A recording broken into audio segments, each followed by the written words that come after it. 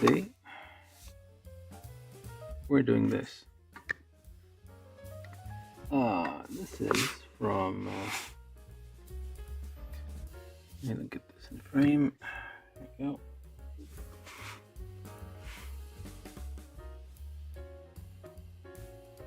This is from Iron Blood Orphans. Iron Blooded Orphans. High grade 1 to 144 scale plastic model kit from Bandai. This is Gundam Dantalion. It is the 71st of 72 of the Ars Goetia. And yeah, it's a demon who, well, he's one of the Solomon's demons. You get the idea. It's one of the 72 mobile suits of legend that are described in the in that show. Yeah, so this one came out like way after the main show ended, the anime ended. It might have been from some manga or some OVA that I didn't see or miss, or maybe some light novel. I'm not entirely sure. I might mention. Oh, there you go. Nope, that's not it. Serialized monthly manga. Okay, yeah, it's from different manga that's been serialized somewhere else. Hello. I can't read your name because I can't read.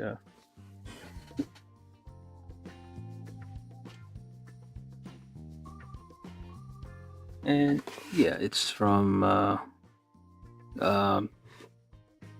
monthly serialized series, and yeah, they have been coming out every now and then with new kits for Iron Blood Orphans, and it should still follow more or less the same inner frame as it does. It looks like the same inner frame as the other ones.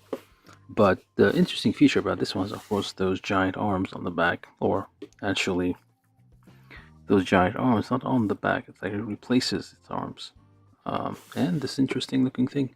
So hopefully we'll have some fun building this. It's not going to be as repetitive as the old ones. So yeah, nice box cover art here. It is a fairly recent 2017, so they did start using both English and Japanese. It is mentioned that the completed product in the image has been painted. Some images show blah blah. So yeah, so it's not gonna be exactly.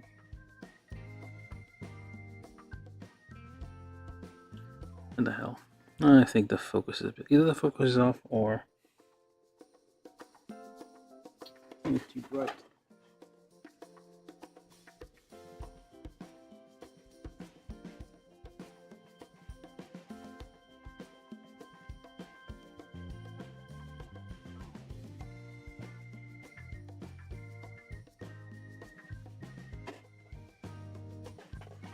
Maybe they'll help. I don't know. Or maybe not. Alright, so we're going to be building this. So there's not much to see on the box. Got some pretty preview images. It doesn't come with a stand. You're going to have to buy that separately. I don't know if it comes with a stand for this thing though. Oh, display stand, blah blah. Okay, yeah. This one. This extra stand so it doesn't fall flat on its back. Well, not exactly flat, but it will fall back. To the T booster thing. It has a naked picture. Look at that. Ooh la la. Whatever. And yeah. I mean, it says naked right there. I'm not making it up. So. Alright, so we're going to be building this. Number 38 in the lineup.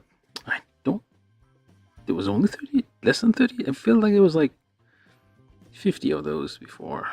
But I may be imagining things. So this one is apparently a first production limited accessory Gundam Tri-Age card. Okay, I guess this is like the first print of this kit.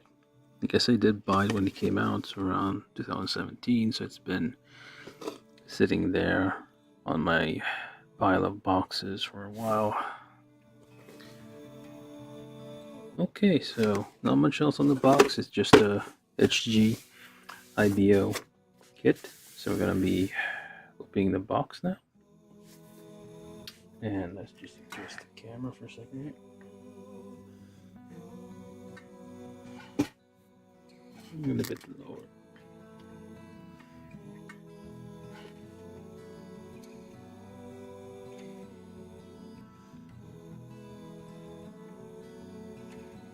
Alright. And just flip it. Alright, so we got your instructions here. Usual fare for the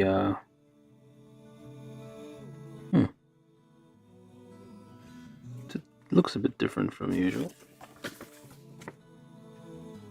But it looks better in the art than it does, I guess, in the thing here. It looks a bit rounder and smoother, I guess, compared to what we're seeing here. The final build. Alright, so I don't know who this guy is, but he's a mercenary, blah blah. So, the story goes, I don't know exactly when Iron Blood Orphan is set, or if it's set in the same universe. I think it's like an alternate timeline where the Gundams are things that were built to fight the mobile armors, I think, maybe. There was like the rise of the AIs and machine stuff. I don't know, it was like ancient history of what have you. And there are 72 Gundams based on the 72 demons from South Korea. Or I don't know if they even have that in that universe. Basically like 72 demons. One of them being Barbatos, which is the one we see in the main show, as piloted by the guy.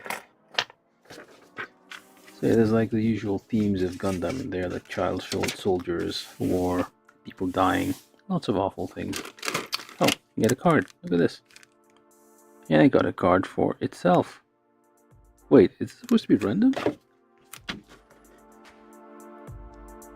Or is it always, I don't know. I don't know if anybody has bought this, like the first run stuff, but I wonder, I imagine this would be random, but I got itself, I guess. Actually, I'm not gonna open this. There's two cards in there, or just one card? Or just one card and then something else in the back. I'm gonna keep this in the plastic, I guess. There's some holographic things. I'm not much of a card collector, but I got one.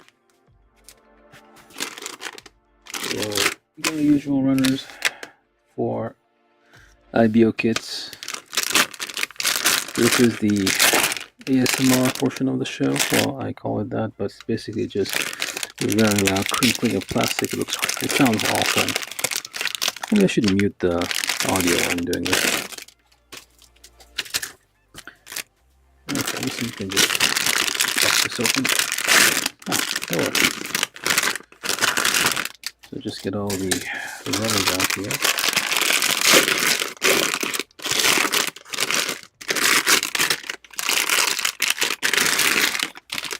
A sheet of stickers. So kind of a lot of runners.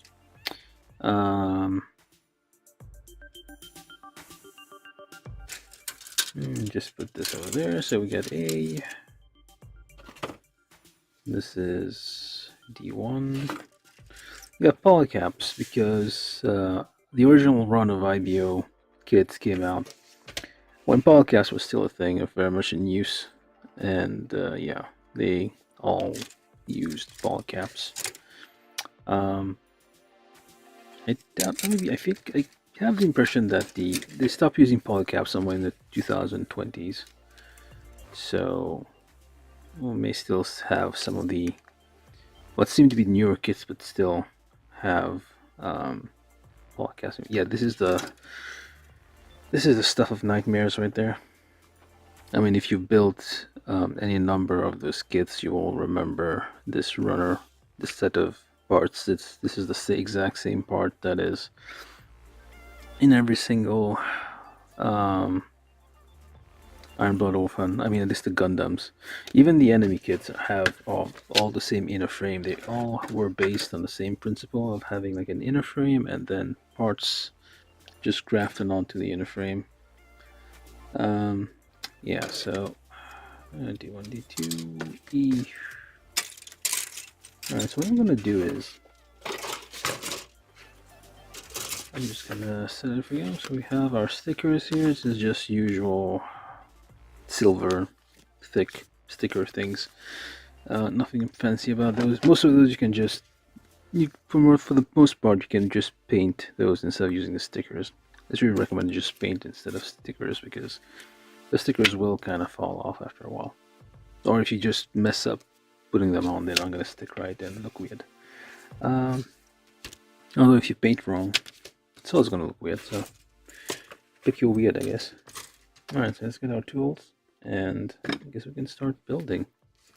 We start with the body, but what I'm gonna do first, I'm just gonna nip this whole thing because I've built like so many of those. I think I can probably manage this here. So I'm just gonna nip this. This is runner A, and I'm just gonna get all the parts off here because we're gonna be using most of them anyway. And these are all just standard IBO parts for the Gundam, so we should be okay. Just do it quickly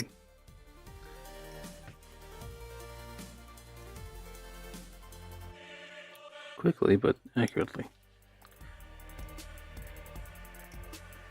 There are not many master grade kits for IBO, but I mean the ones that exist, I think there's one for Barbatos, and it does not, or Barbatos. Is it Barbatos or Barbatos? I guess it's pronounced Barbatos in the anime.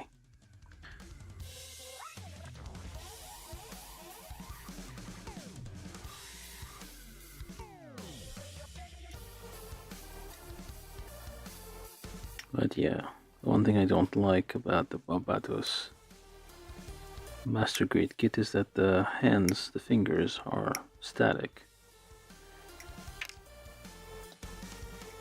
Like the first Master Grade kit I saw was a version 2.0 kit actually. Because before that I was just building high grade kit because that's what I could afford. And I kind of went by the assumption that all master grade kits had articulated fingers. Turns out not. Most of them actually do not have articulated fingers. They usually have like a lump of plastic for fingers. They'll usually have very detailed legs and what have you, and suddenly a lump of plastic. His fingers are hard. But yeah, it would have been nice if, like, especially these Gundams have claws for hands, so it would have been very impressive if you had like articulated claw hands like those. That would have been quite nice, but yeah, sadly we do not have those. I wonder if they're ever gonna make a perfect grade out of IBO, but like they definitely should. At that scale, they need to be able to include articulated fingers.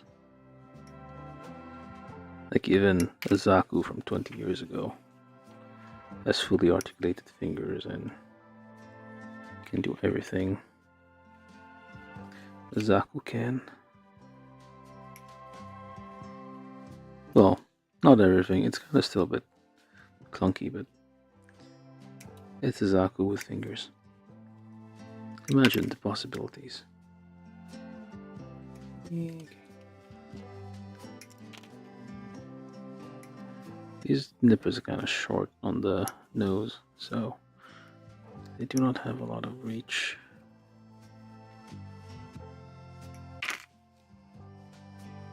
Actually, hold up a second.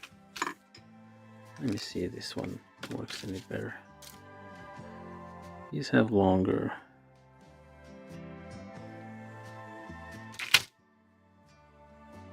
Oh, they don't cut as well, but these are internal parts anyway, so nobody's gonna see. Oh. Well, this one doesn't cut as much anymore. I've been sharpening it, trying to adjust it a little bit, but yeah, no good. I put you back to retirement. Alright, let's keep going. Let's try to finish this thing here.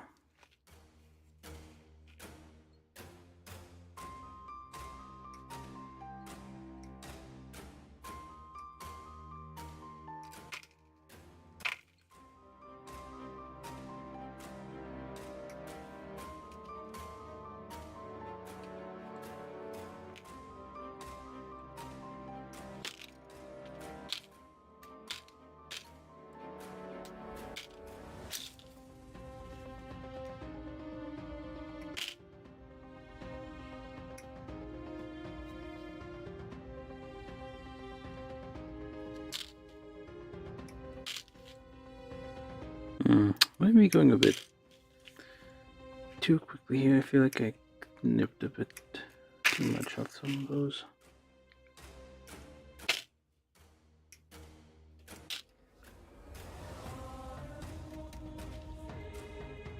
The music's getting dramatic there.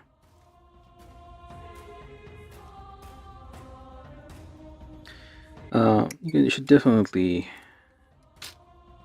consider painting the inner frame separately before you stick on the parts.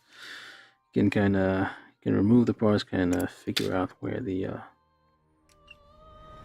where it's gonna go, and gonna paint a little bit underneath to give it a better, like a nicer look.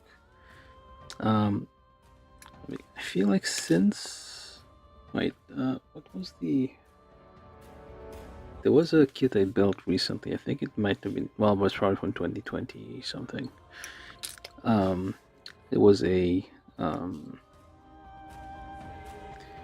kit for Pacific Rim, and it had kind of an inner frame as well, and it was kind of shiny and metallic, so this would definitely have worked quite well. I feel like there is a newer HG kit for Iron Blood Orphans where they use a somewhat metallic finish for for something, at least.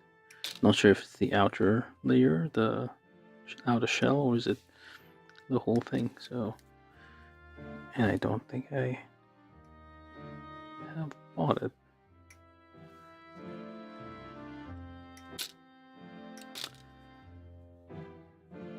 But yeah, I mean, this would definitely have been nice if it was all metallic and stuff.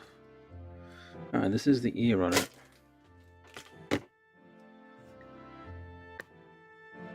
Yes, you indeed. It is.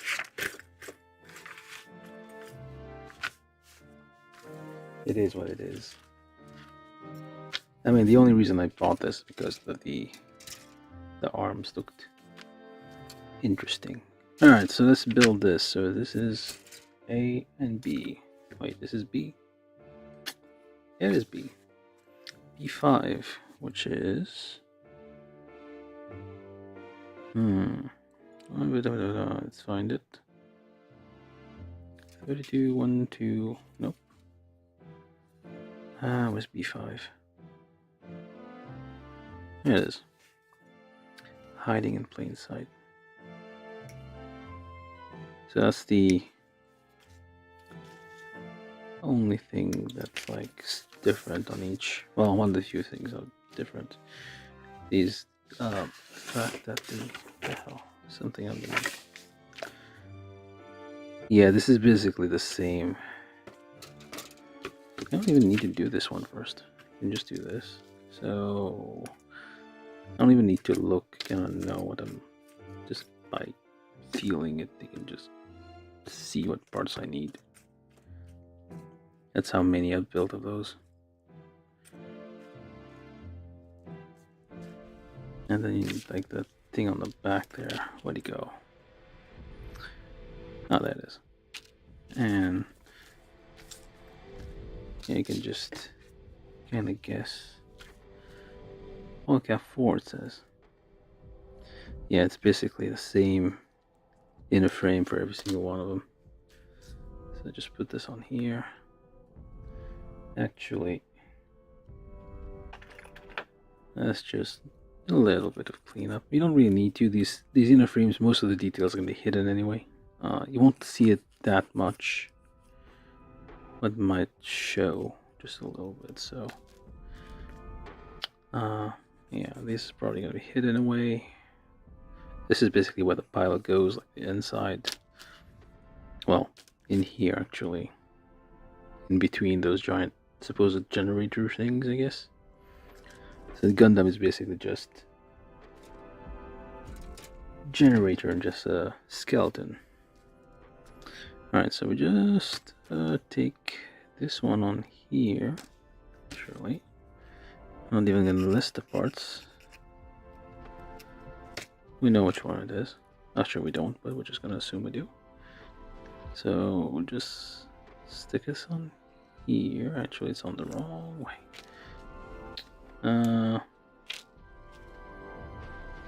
This one. This one's the. We also need the arm stuff, which is like has been the standard. How long is this? 2013, it says. So being 20. I mean, I doubt it. It says 2013 on the polycap runner here, but I think this has been around much longer than that. There's been other kits which have used similar polycaps that are a bit older. And I need the knife. Where's my knife? Where did it roll off to?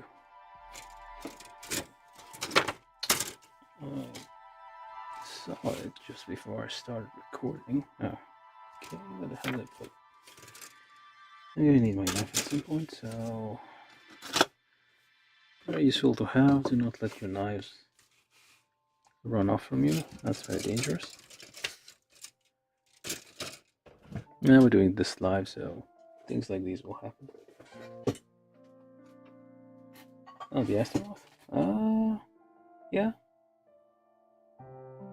Hello, Steven. Hello, kid robot. And yeah, the Astaroth, I think, yes. It's nice. I like there was a round one, which I kind of like. It did not look at all like any of the others. It like had huge armor plates. But yeah, so I think that's the one I preferred. It had the same exact inner frame, more or less, but it was stumpy looking and looked very different. Looked like a completely different. It looked very different from all the others. That's one I kind of preferred. I don't remember the name of it. It was that. Basically, it was if I remember the story, it was that there was some guy, like the second one. I think he's the one piloting it. He had a hammer. A huge hammer. That's the one other thing about this show. When previously everybody and their sister was using beam weapons for everything, these guys were using maces and swords and axes. So basically everything was... Yeah, this is a little bit different than I remember. Did they like reduce it? Okay, let's just try paying attention here. So first put this on here. If I don't follow the instructions, I feel like I might.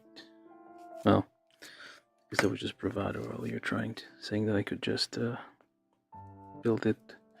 Well, I can't build it blindfolded. That would be crazy. Almost like just half guessing what needs to happen next. So, seems a bit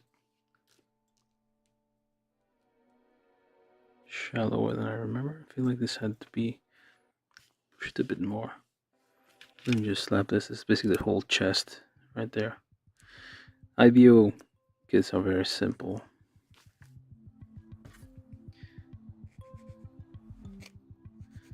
Okay, let's just try to get this. Maybe I'll be able to do this like under 2 hours. Who knows? If we're Yeah, because this should go in here, and it's supposed to clip on the back. So stab this in here and twist. Yeah, and even the fit is kind of a bit squishy because these parts are kind of. It's kind of softer plastic for the inner frame. Huh.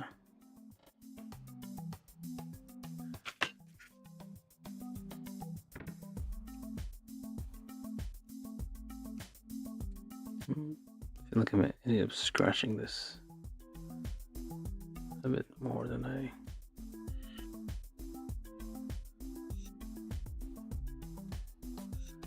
Okay. There we go.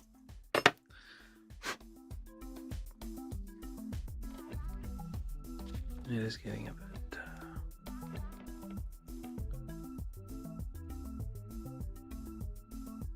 Yeah, well, that'll be fine. There's some nubs here because the plastic's kind of soft. I mean, doesn't matter if it's soft or hard, I guess, but you're gonna get on this gray kind of thing. It's gonna show off more. It's gonna show up a lot more than you would like, and the fit is a bit off. You're gonna have to glue those separately. I mean, there was a mod I used to do here, like I kind of make it like rotate more. I can't remember exactly what, but like grind this down, I think, and grind this down so that I could rotate a bit more, so you would have more range of motion on the chest. I think I did it with one of the older kits there. So alright, so that's all you have as a range of motion, which is kind of terrible. That can't be right? Oh, there you go. It goes a little bit more, so you have to kind of press a bit more. Where are my stuff? Oh, there we go. Might have to press this one a bit. There we go. But I remember like shaving this a little bit so it would like rotate a little bit more. This is exactly where the pilot goes. That's the. I don't know if this is visible or not. Alright. Let's hurry this up. So, let's this and this, and you just slap D1 and D6, which is assuming that's E, which is D1 and D6 here. So D14 and D16. Sorry, D14, D16, which should be these ones. Try to put close.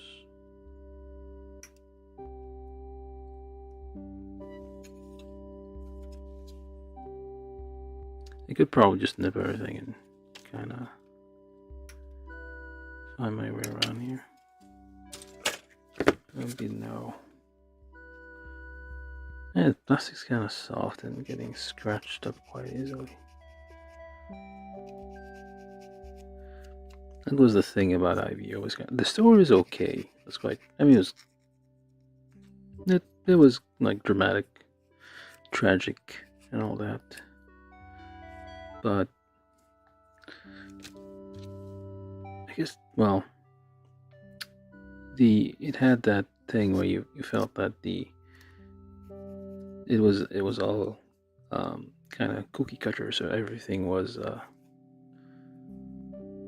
from the same mold, so on purpose, kind of just to be able so they could easily, quickly design the model kits and toys and what have you, and they would all just reuse the same parts to make the merchandise that would accompany it.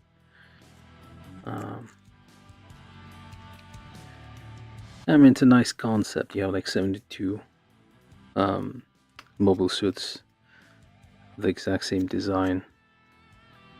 Well, some design and like some stuff. It's basically just like power sources with things. This is the back, goes like this. It's like, no, this is a.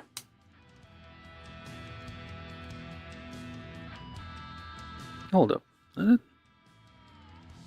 I guess that is it.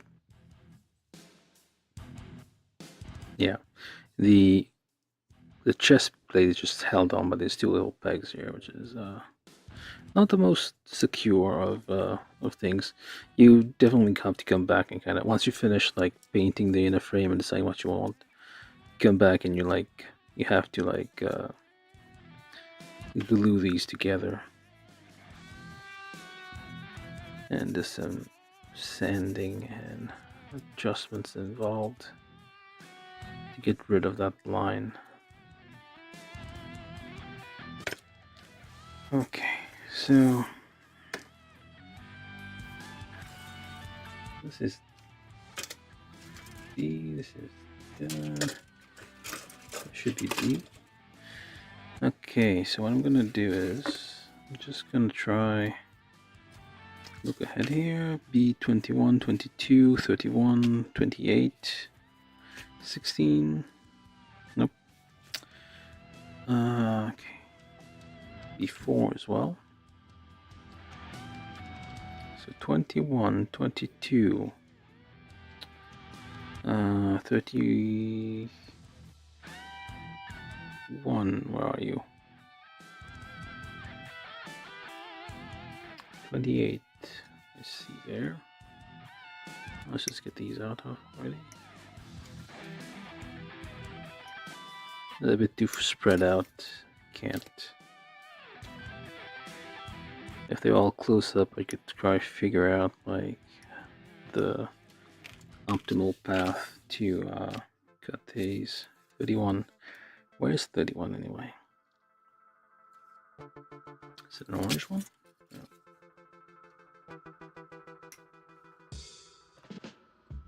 I can get this as well at the same time. I don't know if it's like high grade or stuff or something, but like, well, I've noticed many of the high grade kit when you have horns, like the horns are like the ends of the horns are blunted. It has a blunt tip here, I guess, so you don't poke yourself with it.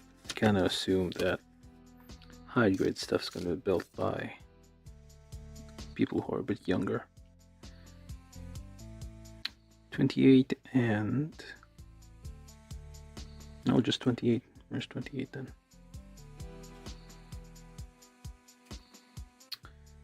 Oh, I also need B4, and let's go for 28 after that. 26, 27, there you go.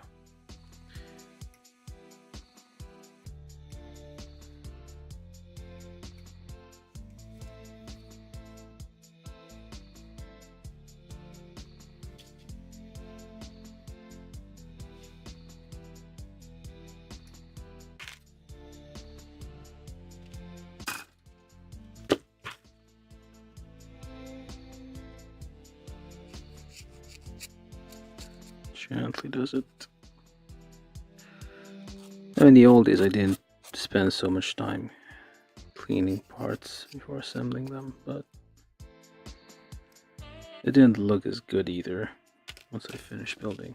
It was just a quick build just to get an idea how it looked, the general shape of it. Now I can take my time, clean the parts, that way it like fits a bit better. You don't even need to like pre-drill holes in this thing. The parts kind of fit a bit loosely, all of them.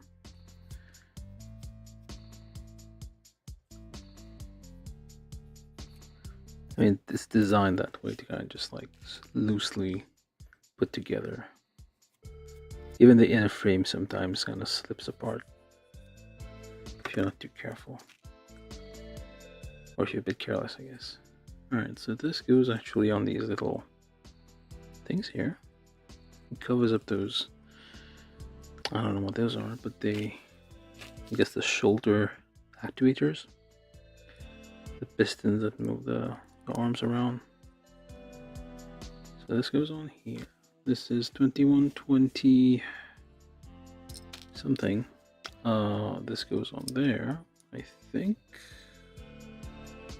How though?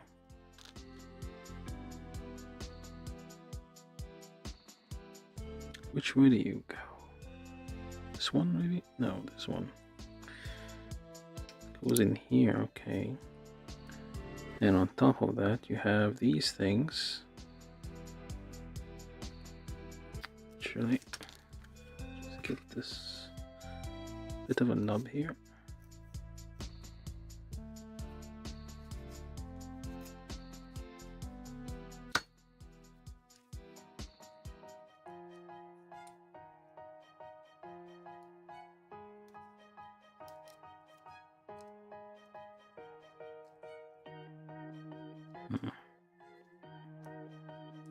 An awful lot of more nubs than I remember on this thing. Like the plastic is kind of scratchy. Either I'm like being a bit careless right now, like this is like very scratchy plastic we're dealing with. So, did I get 28? Nope, I didn't. Nipped it, still on the runner. There you go. And do some nubbing here.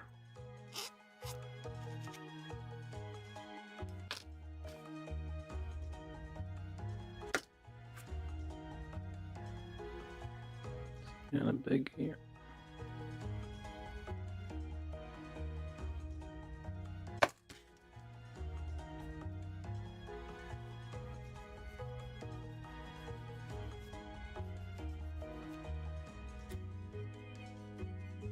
Some small details on this thing, but not much. I mean, the Ibiokis tend to not have, the parts kind of always flat. They are, but they don't have lots of like etching and panel line details as other stuff. All right, so you go in there. Truly, maybe. Yeah, we did need a little bit of a twist here.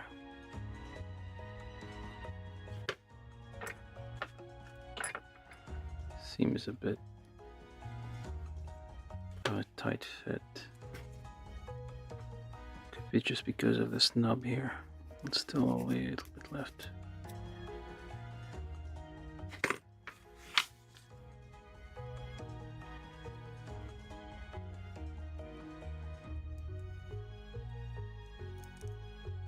And are you sliding in? Oh, there you go. Alright, that slid in quite nicely. And that's the chest, basically. That's it. Oh. Didn't take too long. Alright, now the head, which is even simpler. So, C, which is C, which is this one. So we find the head. The head parts is just two halves, just kind of there.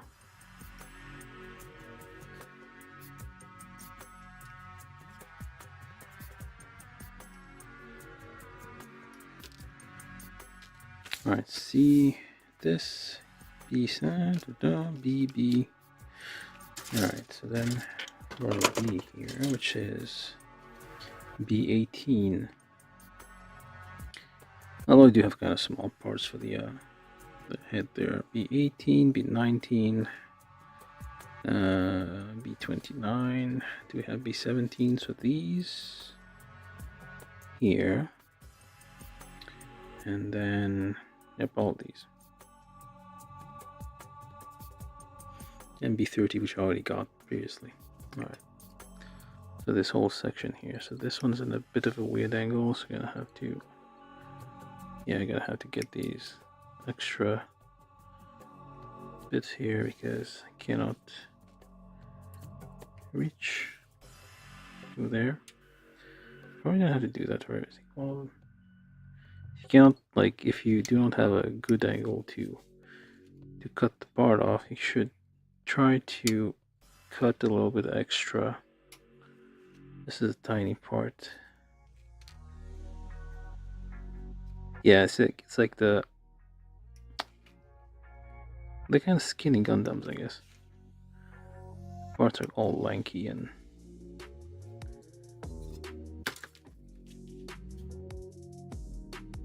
no, not very big. They all kind of, yeah.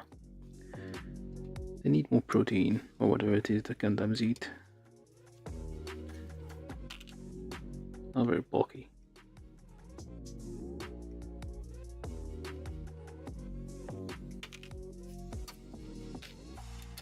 Alright, so these are the parts there.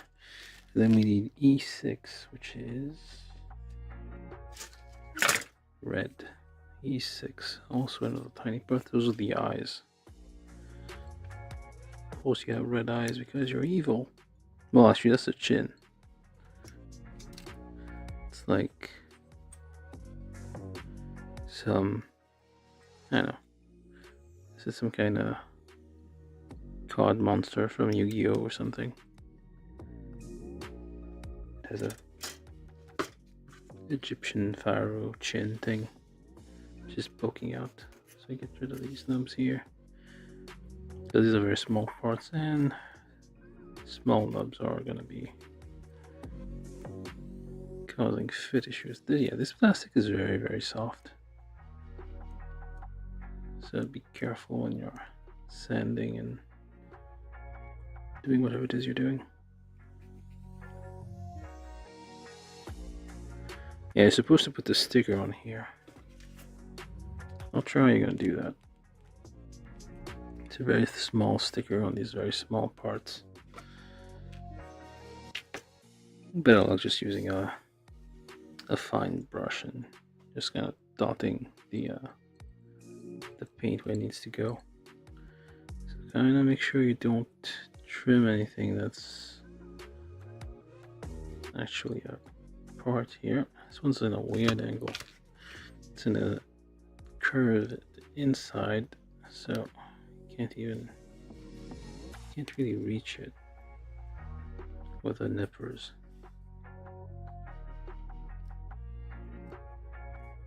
Yeah, it left a bit of a gouge, but yeah, can't be helped. Could have put it on a different surface rather than here. Would have made more sense.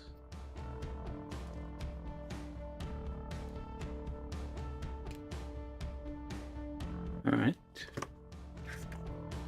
Try to get those. So I did this one. I think I did this one. Did I? Nope.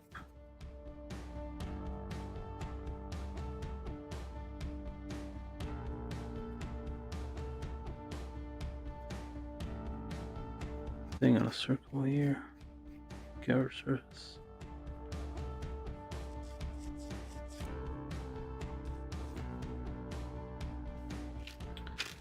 This one and these two.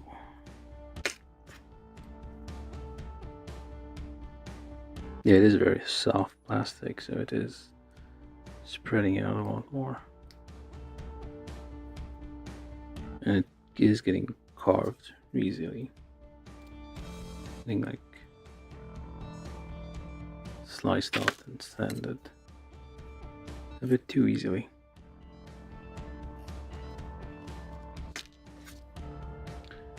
Okay, so this one goes here.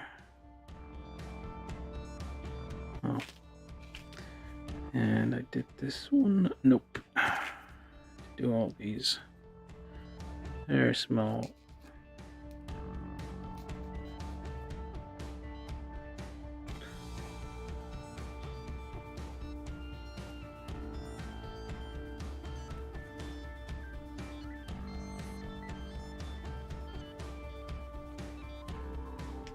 And you have to be careful to not like damage the actual detail and only remove the nubs.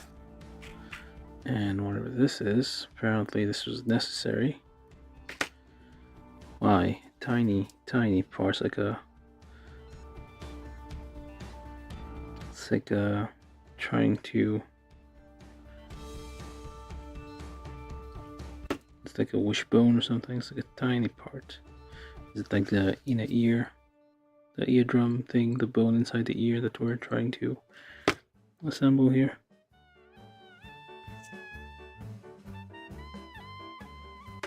Alright, so we got so far. So do this and this, which is this and that. It has to be tight, otherwise it might let go of the you can glue it on later, but yeah.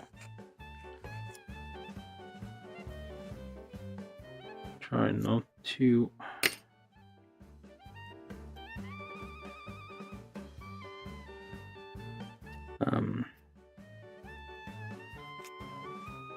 overdo it with the sanding. Okay, so this is what was this, C6 and C5. So then E6, which is this face part here, it goes on there. Use your stick to press it in so you don't, because you cannot really... Oh, I need a different stick. There's a big stick for like big parts and a small stick for small parts. There we go. And then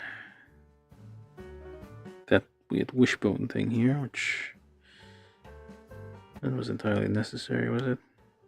Which way do you go? Actually it goes like this. Is that the mouth? Or is this like its mouthpiece, I guess?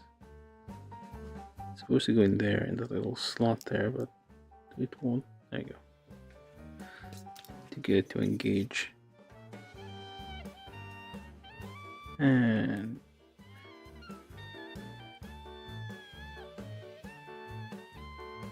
I don't think that's the end all the way.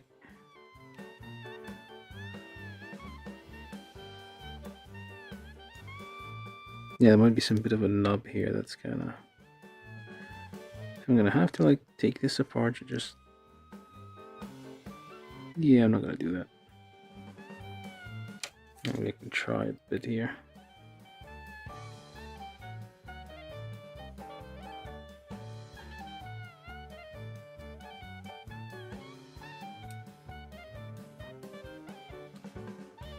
Okay, well, I guess that's gonna be a bit difficult, so I'm just gonna push it all in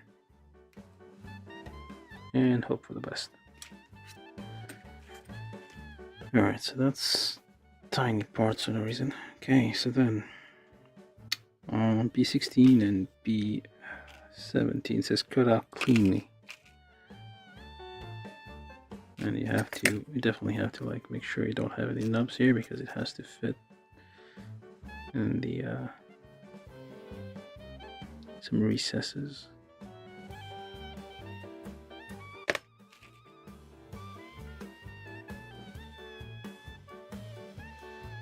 Okay. Guess that's okay. It looks a bit like a skull. That's too bad.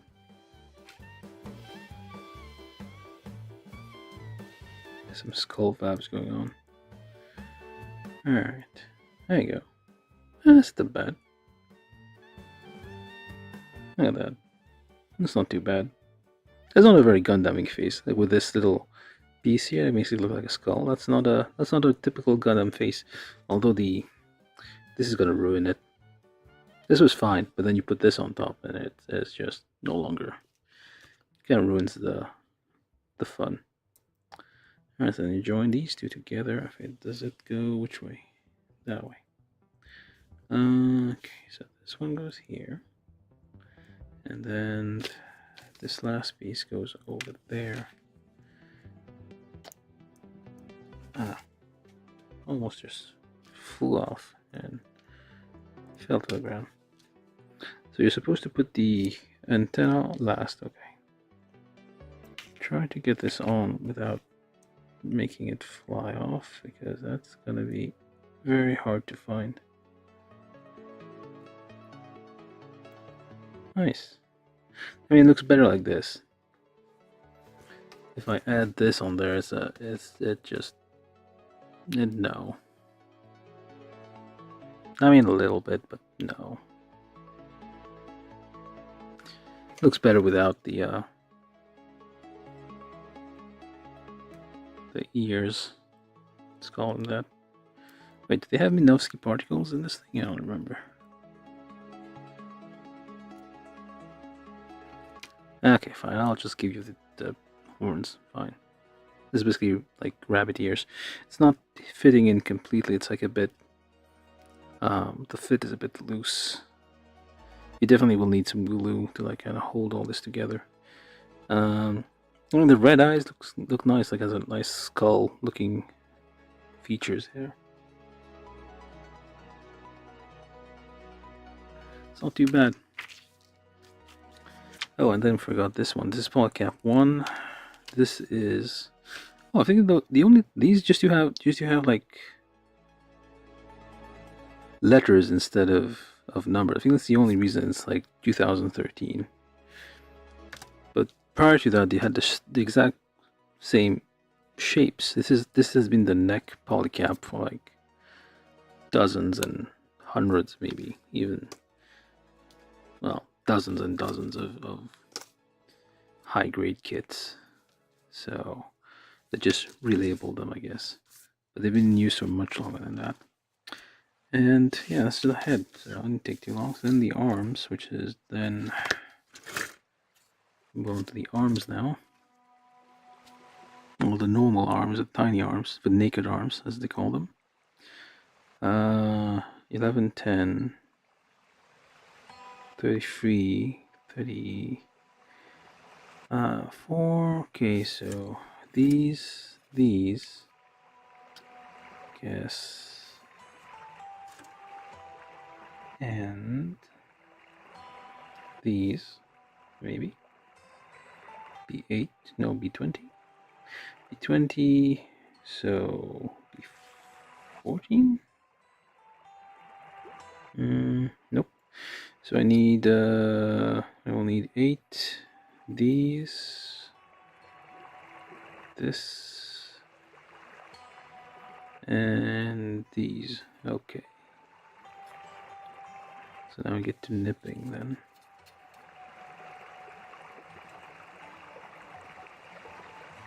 I'm doing both arms at the same time.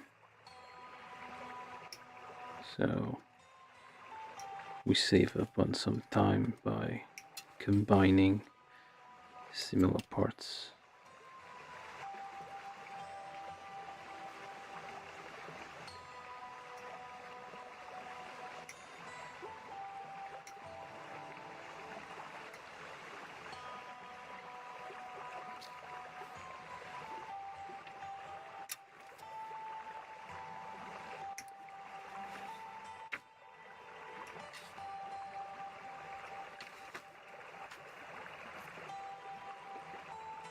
Oh, I need the hands as well, so those are on a different runner, I guess.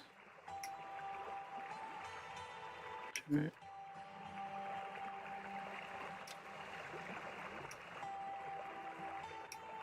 Some of these nubs are kind of in a weird position.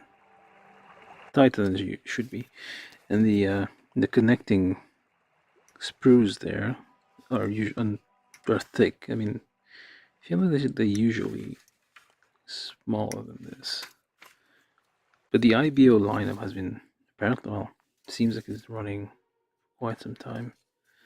That might be why you have kind of old technology still being used. They just reuse the same machines, I guess, the same molds to build those. Which is kind of like, yeah, you can tell. Like, the story was good, yes, but it sometimes, I mean, if you were building the kits at the same time,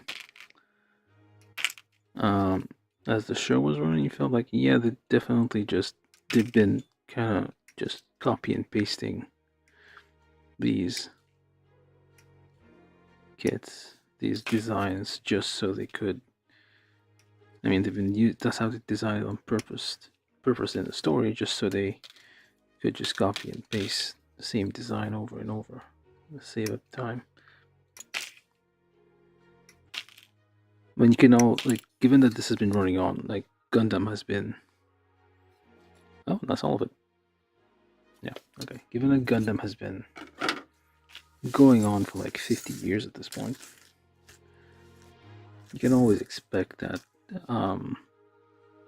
there's gonna be tie-ins with with Bandai doing the.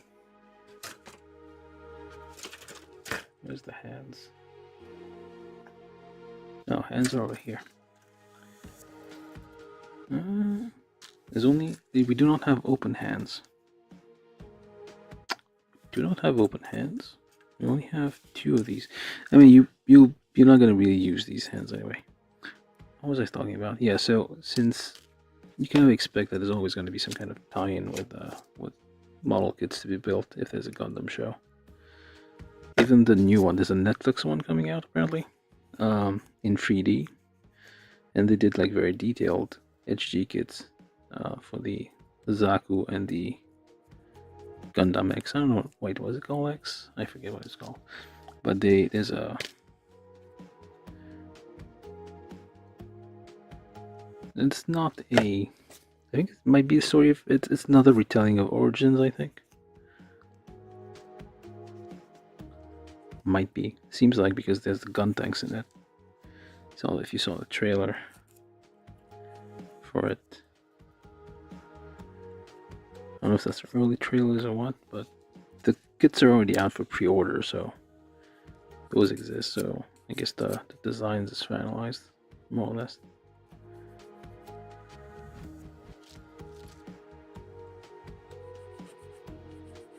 Requiem for Vengeance, I think it's called, which is a weird. They're just putting weird, whatever words it sound.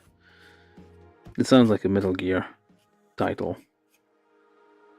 What does a revengeance even mean? Are you looking for vengeance and then re-vengeancing the vengeance? What does that even mean? I think it's called Requiem for Vengeance, but I could be wrong about that. The new content that's coming out. I don't think we're gonna have. I'm gonna have to probably wait a little bit before we get an actual anime.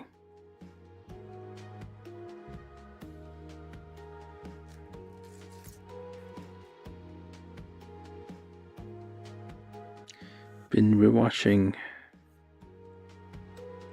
Iron Blood Orphans a bit. Not Iron Blood Orphans. Reconquista in G. Because I never finished it. That is it has crazy pacing. I don't know why I remember it as being about toilets in space for some reason. I feel like every Gundam had every mobile suit had their own built-in portable toilet for long space outings.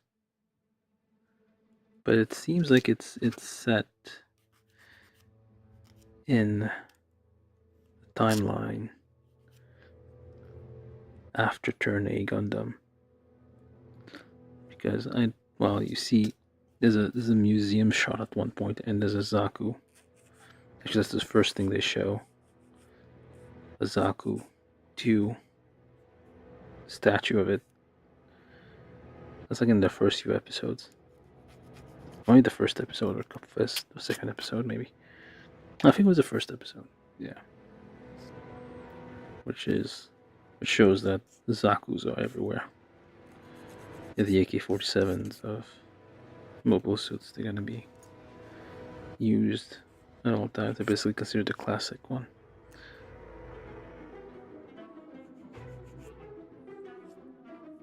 But yeah, I'm watching Conquista in G, which is a weird thing to call it, because in anime, when people go G, it's basically code for Gokiburi, which means cockroach.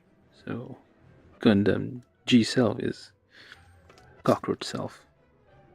That's it has big eyes, so kind of like the design on a cockroach, which has this huge fake eyes to trick predators. Maybe that's the theme. Reconquista in Gokiburi.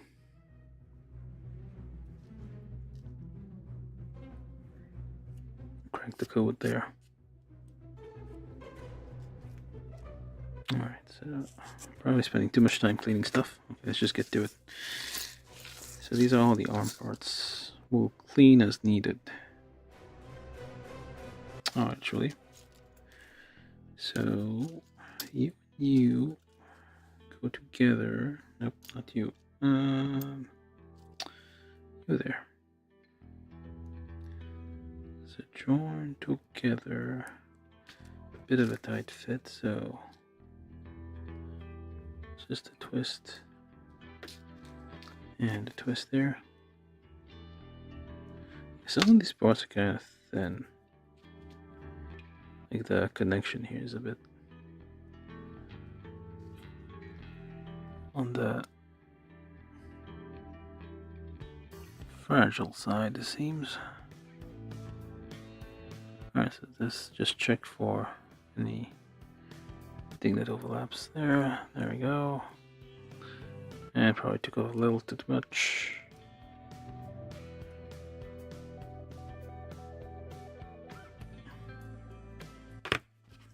Let's get a little sand here.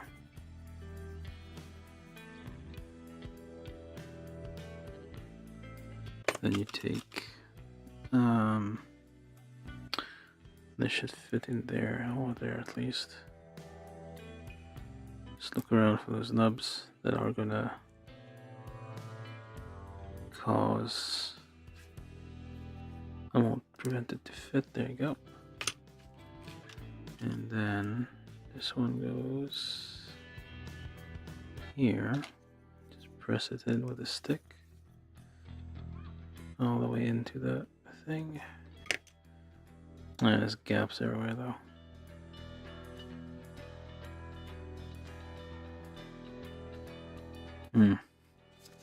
That's why you need to like check for like the horizontal expansion stuff I was talking about.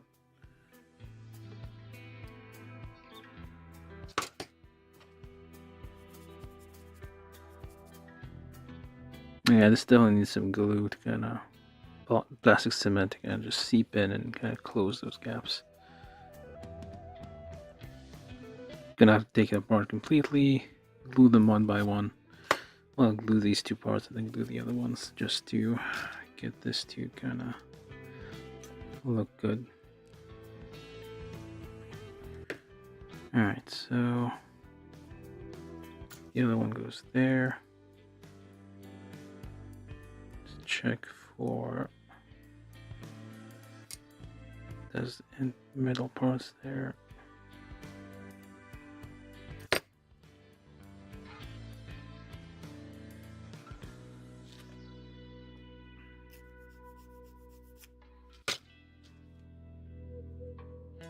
Then we just, before we do this, just make sure that this nubs are taken care of here. Otherwise they may cause the part to not fit.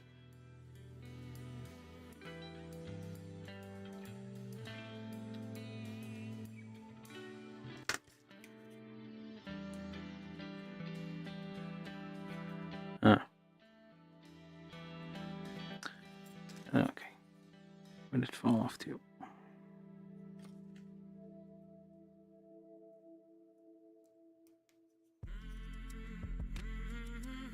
Press this in. Do a check over there too, because this might have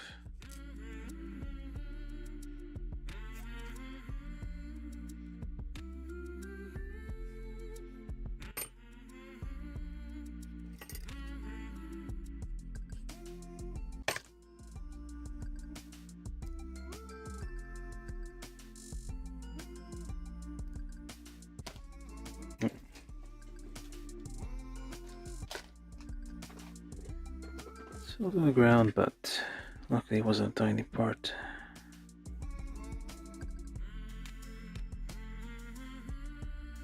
Yeah, I'll need some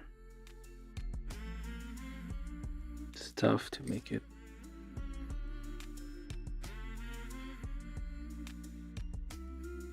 And some glue to kind of hold it together.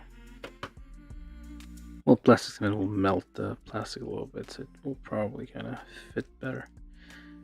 This is not a great looking fit here. I don't know, maybe it'll look better once I put it on.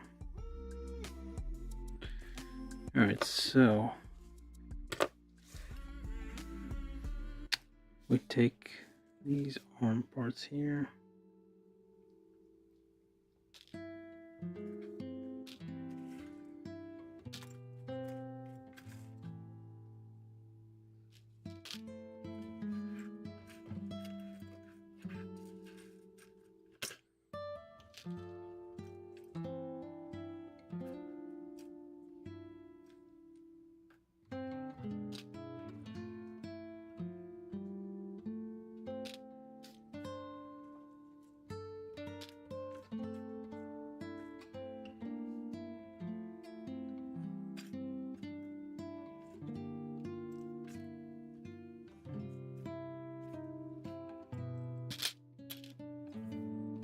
That's all of them.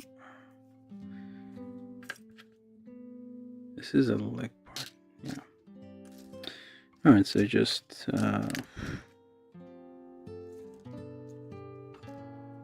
this is A26, A24. There you go. And then same thing on the other side. I don't know which it is, but the mirror image of it. Alright. And then you just clip this onto this with the I mean, it is symmetrical somewhat to some extent, so this goes like this. Alright. I mean, you could probably build, well, we'll see how it goes. You should probably build this like, you could probably build the inner frame of the arm first and then kind of do that. So, C7. Say what? A31 C7. That's different.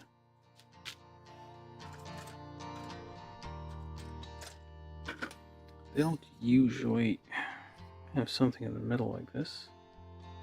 This is B, this is C. C7. Huh, this is different. Usually the arms are just the parts I picked out of the A runner there. But I guess this might be something needed for that, for the giant arm attachments later on. Alright, so this is not the nub.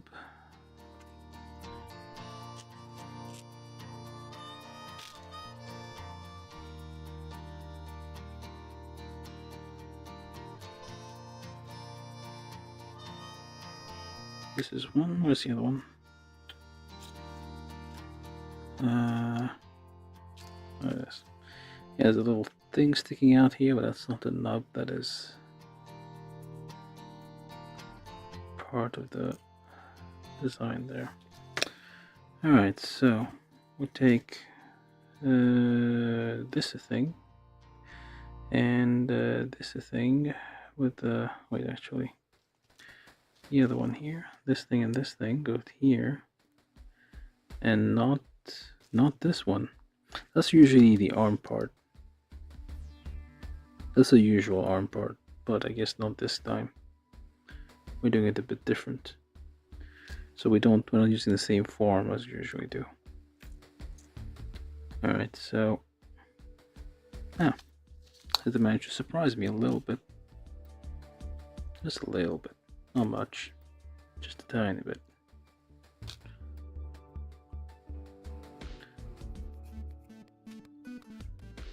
Okay, so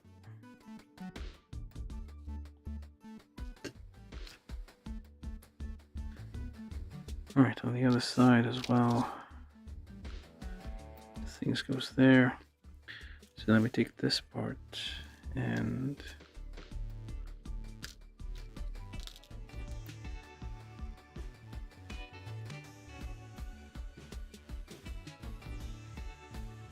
does it go all the way through? I don't think so. Alright, so press this together. Actually,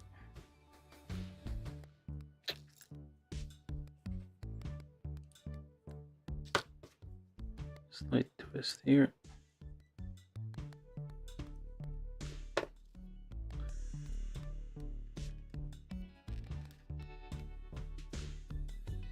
Anything else in the middle? Nope. Okay, let's just get this on there first.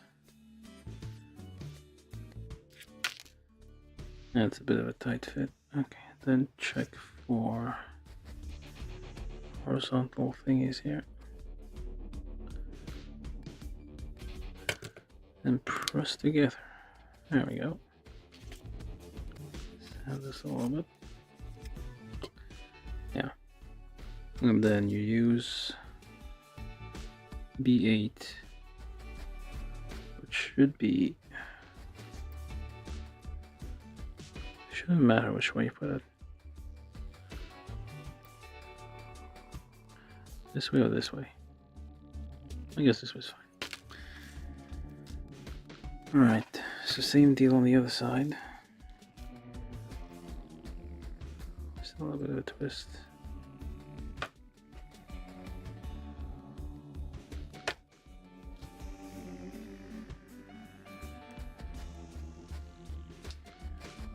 Yeah, it's supposed to go. Hold on. If I hold it like this and you go this. Did I do it right on the other arm?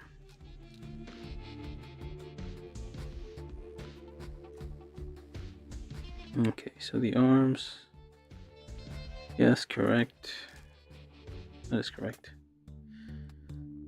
Alright, so then I just twist this in a little bit, make sure I don't apply too much force on this thing so you break the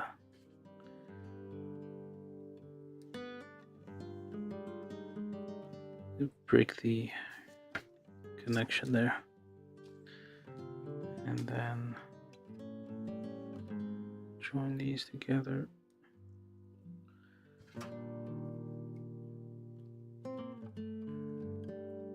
Should be fine. All right.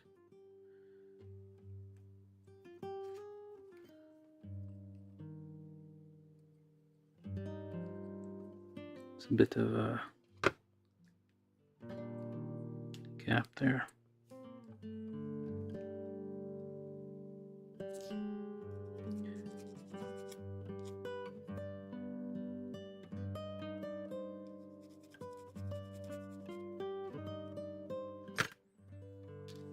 And then we get the two hands there, which they do not have an open hand. I guess it doesn't really have, doesn't need that, because we have the giant arms things in the back. So just put this on there. It's very simple. Actually, that's the wrong one. Stab and twist. Unless it is the right one. Okay, so fewer arm. Well, actually, it is the right one. What gives? Oh, it looks a bit weird. It doesn't seem to fully connect here. It seems like there's a bit of a gap. Unless I got the wrong. No, it is the right parts for this. It's just a weird looking thing. Okay, which arm is which arm? I don't know.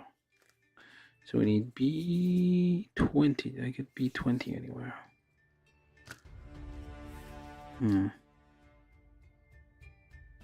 Oh. I did not. I started nipping them, I forgot. B20. Or did I completely forget about it? I guess I completely forgot about it. They look like leg parts for some reasons.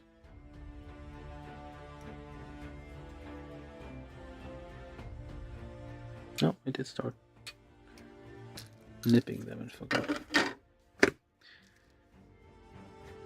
Alright, so give a sand here and there just to tweak the appearance a little bit, just to have a minimum effort on the presentation side.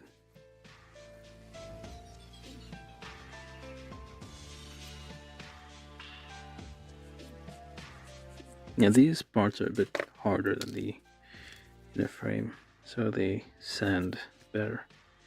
Yeah, so surprisingly, I mean, usually this would be here, like this little arm thing here. Like this is the, I guess the ligaments for the inner arms, but this one has a slightly different design. So I guess we don't use these parts. It's just gonna be spare parts for, I guess, other IBO kits that I have that have lost arms and limbs in the war, so I can just use those as spares for replacement parts. We're not using them here, I guess. So you just do this symmetrical, doesn't matter which one is which. So then you just slap it whichever way you want. I mean, it is symmetrical. Yeah, it is symmetrical either way, so it doesn't matter. I should patchy. Are you not patching? Go on. Let me try the other one. Am I supposed to like swap these around maybe? Let's try this again. Patchy. There you go. Patchy. And push it in. Just barely enough force so that you get a patchy. And there we go. So that arms 1, arms 2. Twist this a bit, so like this, I guess.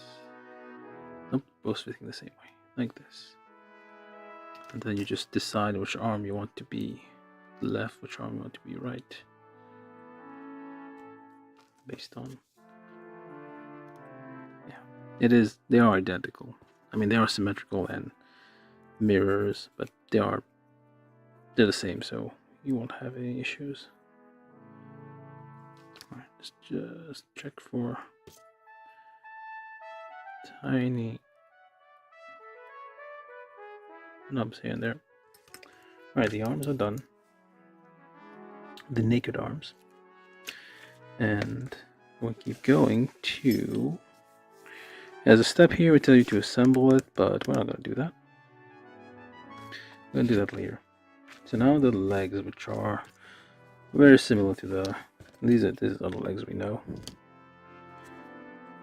Yeah, we know these legs. We've seen them before. These feet. These Gundam IBO feet. Weird ring ankle thing.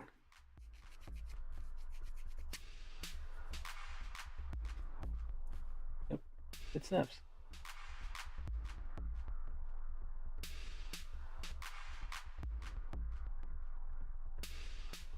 Oh, I didn't see what was going on in the chat. You guys are having fun.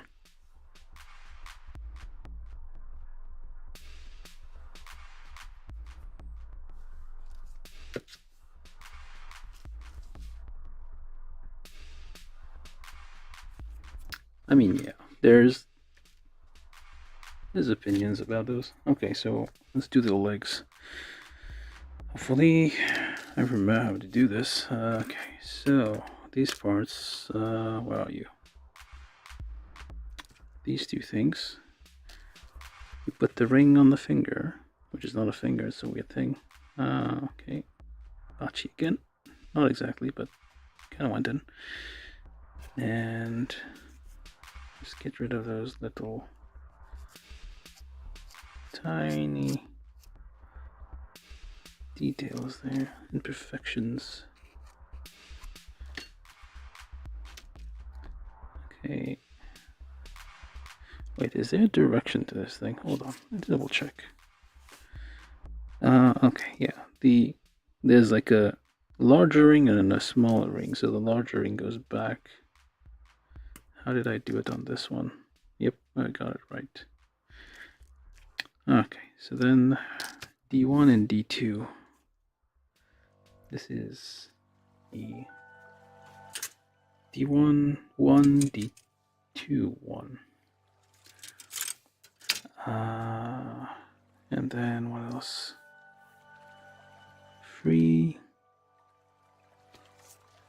So we need 1 free. Do I need 2? Let's take a look ahead. See what we need here.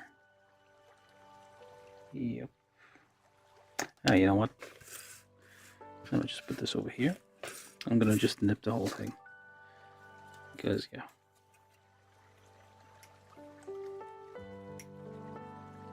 It's quicker to do it this way than try to figure out what is it that I need from this. So I'm just gonna put it on a D1 pile and a D2 pile.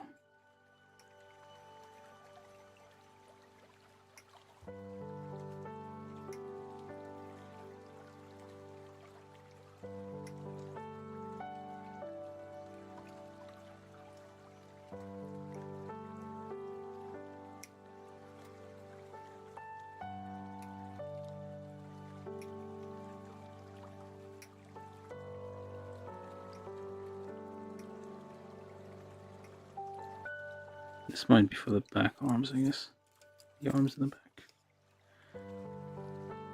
There's a, I think one from Gundam Thunderbolt with much beefier arms, which I also have. It's yellow, I forget the name. But there's a mobile suit with like even more arms. Wooded one, I think, a couple of days ago, with the hands on the back. I think we're getting a theme here.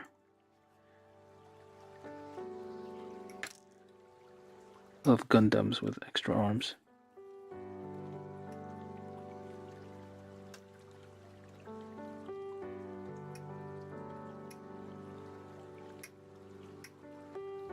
And one more here. This way.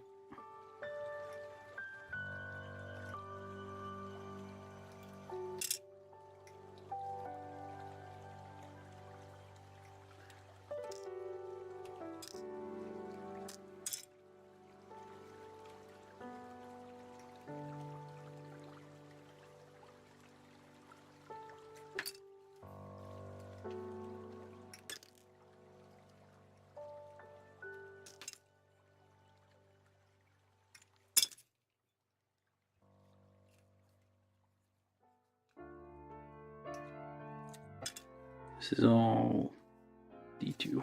So I'm gonna just push this up here. This is gonna be pile D2. This is a pile for the things. And have one less run to deal with.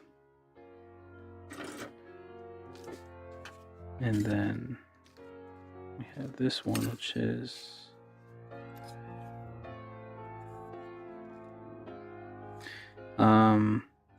I'm gonna get this one, this section, not this one. Well, hold up. Let's make sure, because I feel not sure. This looks like something I would go in the leg.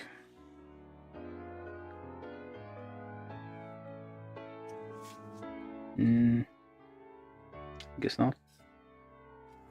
Yeah, I'm just gonna get this one because this is identical to D2, and I can just well, it'll be easier to manage than having like all the parts, even the ones for the arms on the back, being in the same pile, having to have them mixed up. All right, so This is... I can't reach. I like to reach from under the part, that way I can see what I'm doing. But the recommendation is that you go like this from the front. Well, that's how they show it, like in most tutorials and examples. But I do it differently because you can see better what I'm doing. You can move faster.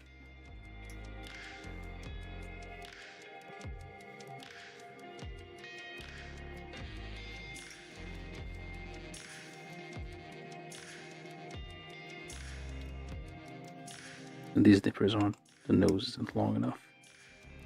Or the blades aren't long enough, actually. I used to have orange Zuron nippers that were quite long, but when I compare the cut quality, this one's like so much better.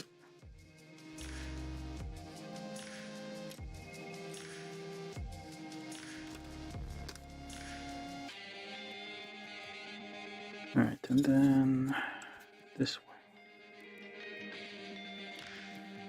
You basically go around each side and just cut the sprues for the corresponding side and just pop the parts off as you finish going around.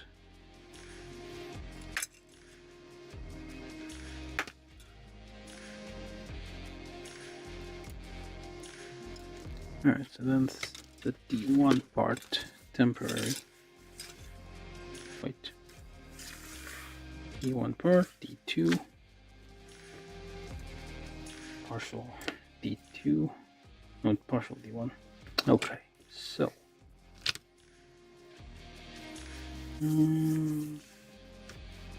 Feet. D1 free. D2 free. Okay, this is this one, this one, this one. No, wait, this one. Hold up. Yeah, this one. And this one. Exact same feet are every single one of them.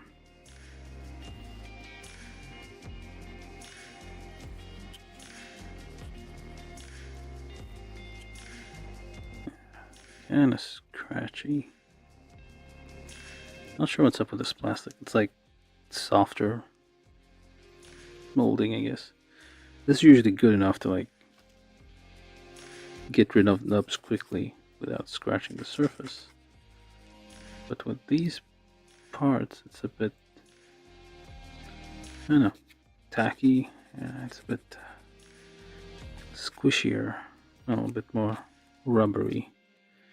And it gets caught more. Right, that's not it. Alright, let's just put it together and kind of see where the okay, so hold up. B1. I missed it. B1 and other B1. I guess these ones are things we're looking for here. So we'll look ahead a bit. Might as well just, yeah, I'm just gonna get this whole thing here. So there's not a lot of parts left overall, so I'm just gonna do the whole thing.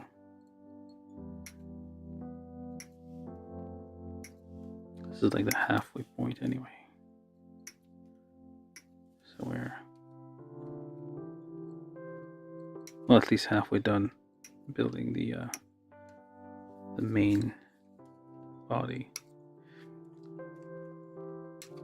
You can usually go much quicker if you don't care about like having it as clean as you can. I'm not even doing it as clean as I could, but I mean, trying a bit. Okay. These are annoying things on curves over there, there.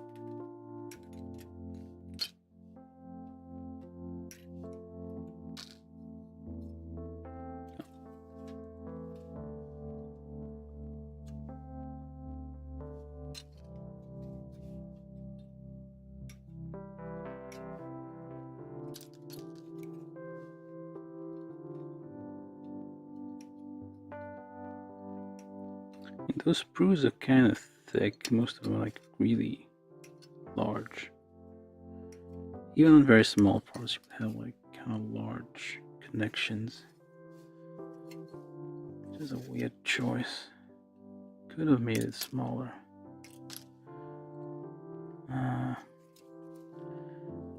Makes for larger nubs, somewhat harder to clean. And it's probably more difficult on the on your nippers. Okay, I think I got all of them. If not, I can always come back and do another pass. Okay, this is pile. I forget. I think B? Yeah, this is B. Alright, so we need B1 out of this. Which are these things. See how it like makes very large nubs there. And it is on a weird spot, it is like on an edge. Which means you have to, I mean, I'm able to like clean it, but it's kinda scratches it up a bit. You can get some fancy like glass files, but I mean, for now these works. For most kits that I've built, these have worked just fine. This dollar store metal file here. Just a matter of not applying pressure when you rub. You're basically rubbing it, not filing it. Alright, so okay, more nubs. Never ending. I mean, I mean, you can still fit the parts together even with nubs like these, but it's just a matter of like, how does it look? So it's supposed to slide on here. Okay. And this one slides on there. Just rub gently without, well, not, you can go fast, just avoid applying pressure. That's the enemy. If you press hard, you're going to scratch it. I mean, you're going to gouge it. You're going to remove a lot more material quicker. And that's how it ends up looking messed up. So, where's the hole for this? Oh, I need a poly cap. Of course I do. Well, these slide off just easily, so that's okay. That is okay, I said. Okay, maybe I need a stab and a twist. Stab it and twist it. Stabby, twisty. There we go. Polycap 8. Polycap 8, which is this one. These are a bit difficult to spin. Polycaps, you can just like spin them and twist them off. Some of these are a bit harder.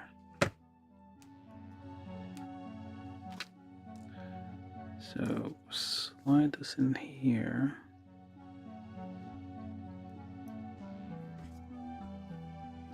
Push it down with a thing. Slide it in. Actually, like so. Push this again. That again.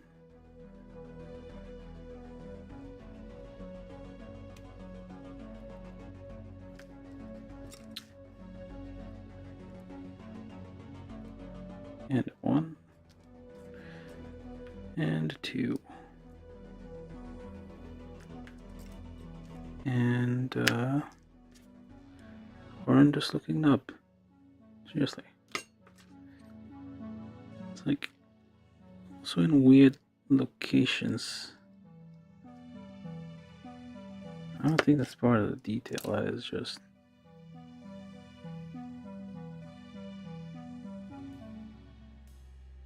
did I keep getting the wrong part? No, this is the right part. And the other one's over there. Okay.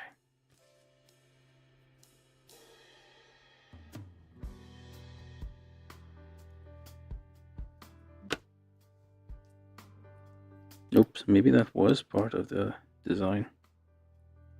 Ah, well.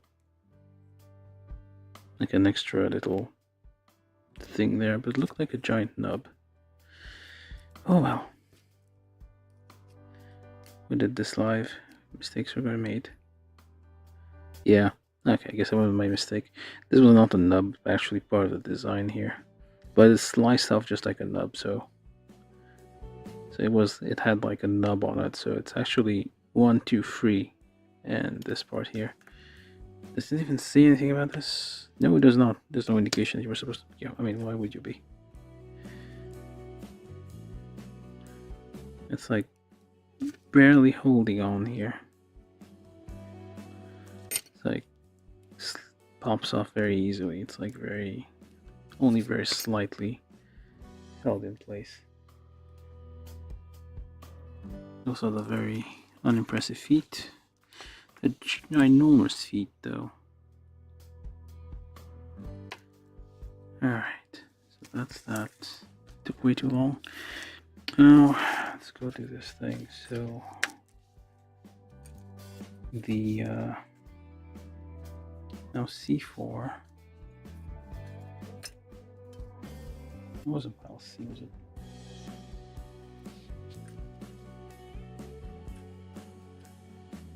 These are all like parts. Alright, and then we need A12. Where's A? That is A. Okay, fine. These. Why C4?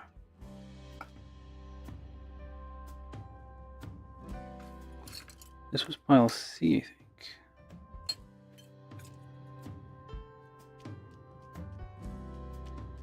Nope, this is C. So we're doing things a bit different, I guess. There are a few parts that kinda...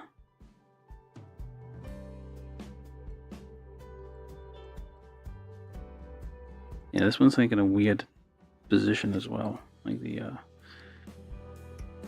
sprue is in a weird spot. It's hard to reach. So you kinda have to cut around it and cut again.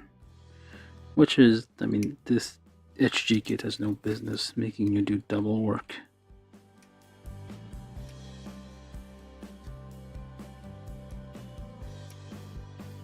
Trying to be rude of it, if you ask me.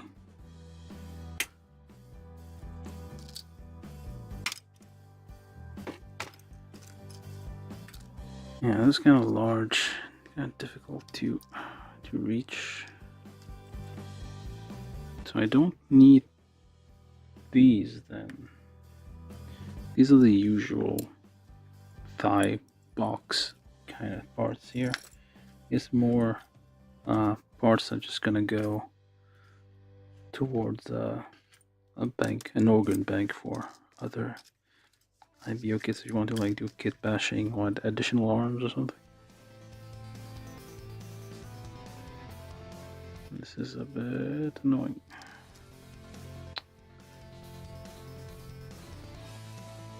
This is in a weird position. It's kind of hard to get it out.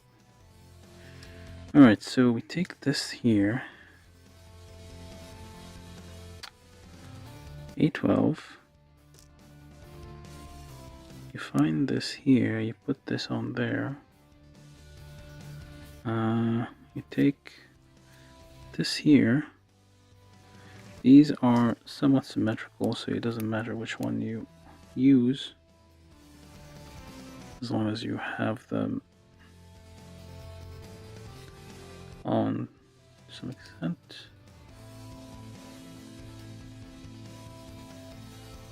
Just make sure you get these middle parts here. Alright, so there, slides right on. It builds symmetrically, so should be okay either way. Same on the other one here. Do this, and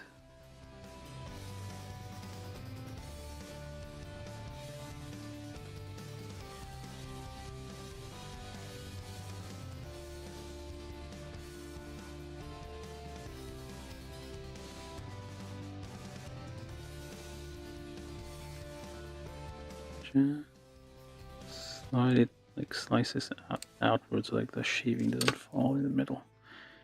There we go. Alright, so then do the same on the other one. Okay. Hold up now.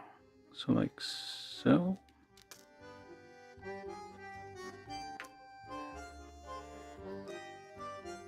Like so.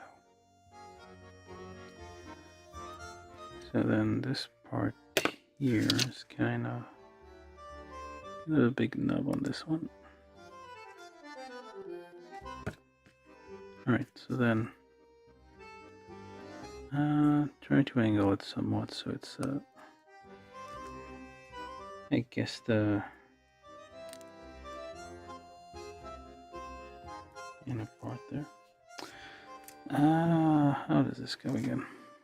And then just put this cover on. It's probably not gonna fit right. Okay. Just nope. This one goes there. There we go. Yeah, I think they discontinued. I don't know if they're still making. I think yeah, still make the folk mechanics one for Barbados, which also doesn't have articulated fingers. The master grade one doesn't have articulated fingers. Full mechanics. It's supposed to be full mechanics. All the mechanics. No fingers.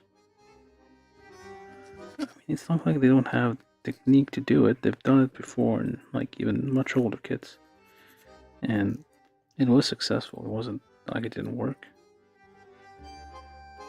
But not anymore. They cannot do it. It's lost technology. It's a mysterious old part that has been nobody knows how to replicate, except they're also printing those all the time. Alright, so inner frame for the legs, more or less. PC6, which is these two, A1, and these weird looking things. Round, whatchamacallits, there's things that always keep popping off. And not like if you move the rotate the legs somewhat, these would kind of fall apart. That's my experience with these. They're not the most like robust of connections.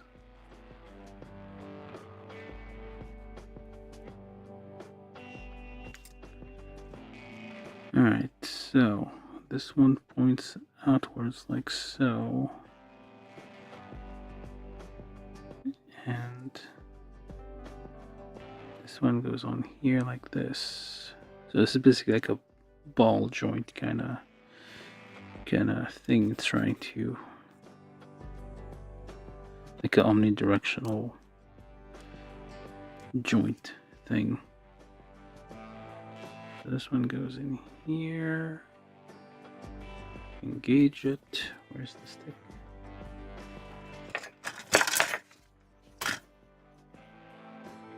And you push it. Same thing on this. Well, you don't need to really. It's like very, very slight, like fittings. It's like almost nothing holding these together. Alright, so then we take one leg, we decide which ones want to be hold up now. Alright. The flatter part is actually gonna be the front. Because that's gonna be hidden. It doesn't patchy all the way, it just kind of sits there, but there's a little bit of a nub here. There we go. There's like a little gap because some of the part's gonna go in there. B32 and B2. This is B32, B2. And I feel like the same thing. Yeah, the same thing happens on the other leg. So B32 and B2 is my file. Here it is. Gently.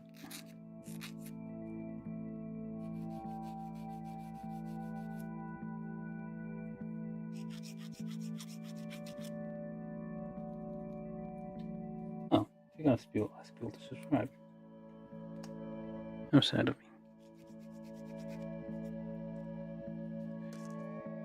I don't think anybody is watching right now, but if you are, it reports like 0 people are watching, but maybe you're watching, just not moving. I know how it decides like someone's watching or not. But if you're watching and you find this interesting, do consider subscribing.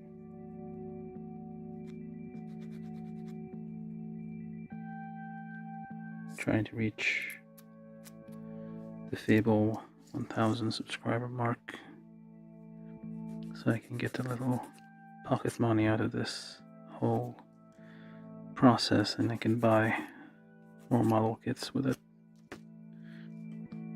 This is not going to be something I can make a living off of, but it should be enough that I can support my hobbies. Alright, so then this one goes here, slides all the way in there, very far away. Alright, so this is B32 and B2.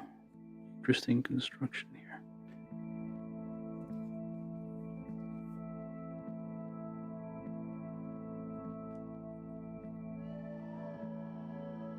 What are you guys doing in the chat?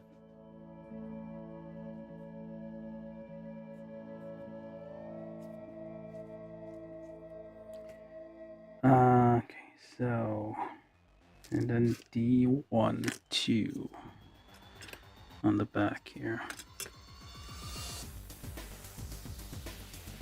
Again, those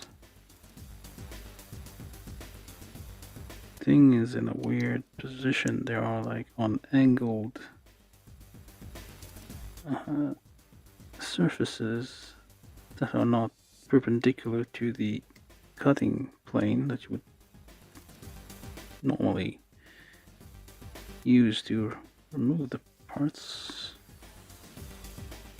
So there are, you have to like do double work to kind of clean those up.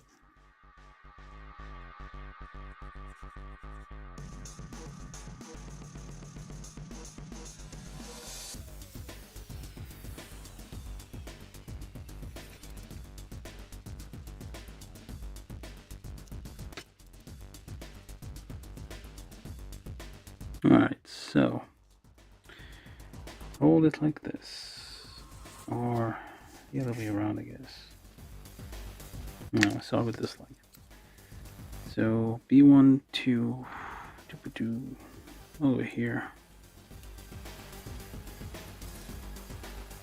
That is correct, I think, or is it a bit too high? Nope, it looks fine. Yeah, it's like barely. Oh, that's the wrong part. What the hell am I doing? They look similar, but they're not the parts I'm looking for. These are the parts I'm looking for. Maybe I'm having an off day. Yeah, I already sort of cleaned those by accident.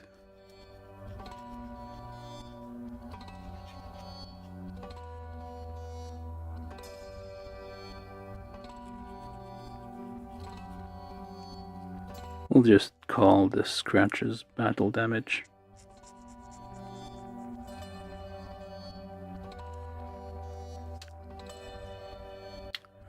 Then these are all symmetrical, so it's not going to be an issue which one you use.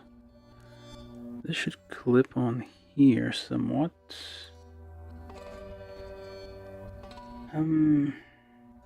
Yeah, it's supposed to kinda, sorta feel like it's tightly fit the parts, but no, that's not it. Come on, which way do you go? This way? Oh, there we go. It kind of overlaps with this thing, I see. And do the same with the other one.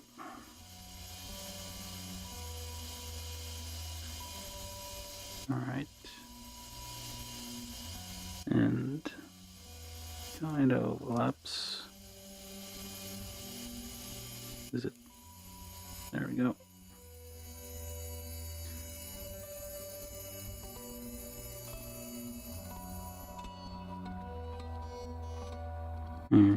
Not exactly the most satisfying of fits here. It's I feel like it could go in a little bit more. There's something either in the way or it's just not angled right. And it's kind of hard to like do this because the inner frame is soft. And I'm kind of like, I don't want to like try pushing it too hard. It's going to destroy. It's going to break something. Let's leave it at that. And B27, these ones.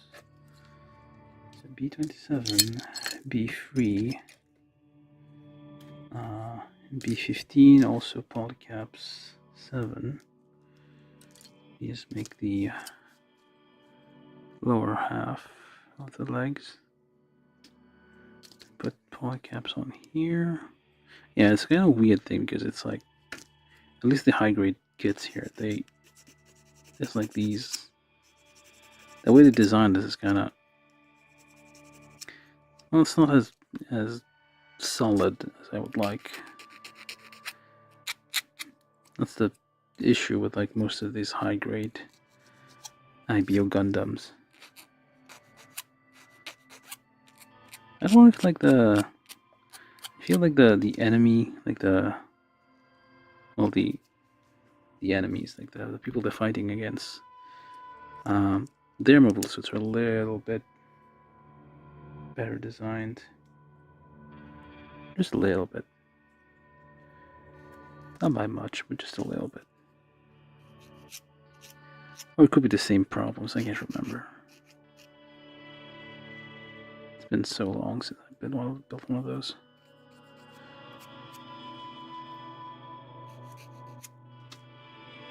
Alright, so this one goes on here.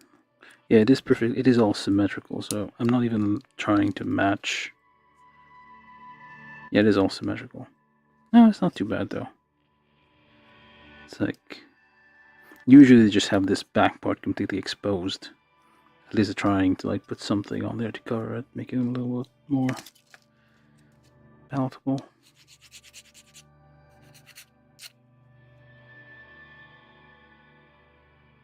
Yep. If anybody's, I should probably do that when there's like a lot of people like watching the stream. I was just reporting that, but yeah, if you're new here and you haven't subscribed, please consider subscribing. Yada yada yada. You know the drill. It's the usual. Everybody needs subscribers. I just need 1,000. That's all I need. I don't need 1 million. I don't need 100,000. Just a few likes here and there. And just that magical 1,000. Seems like far away, but I feel I'm gonna get there in like less than a year. Assuming I'm still here in a year. Just still building those.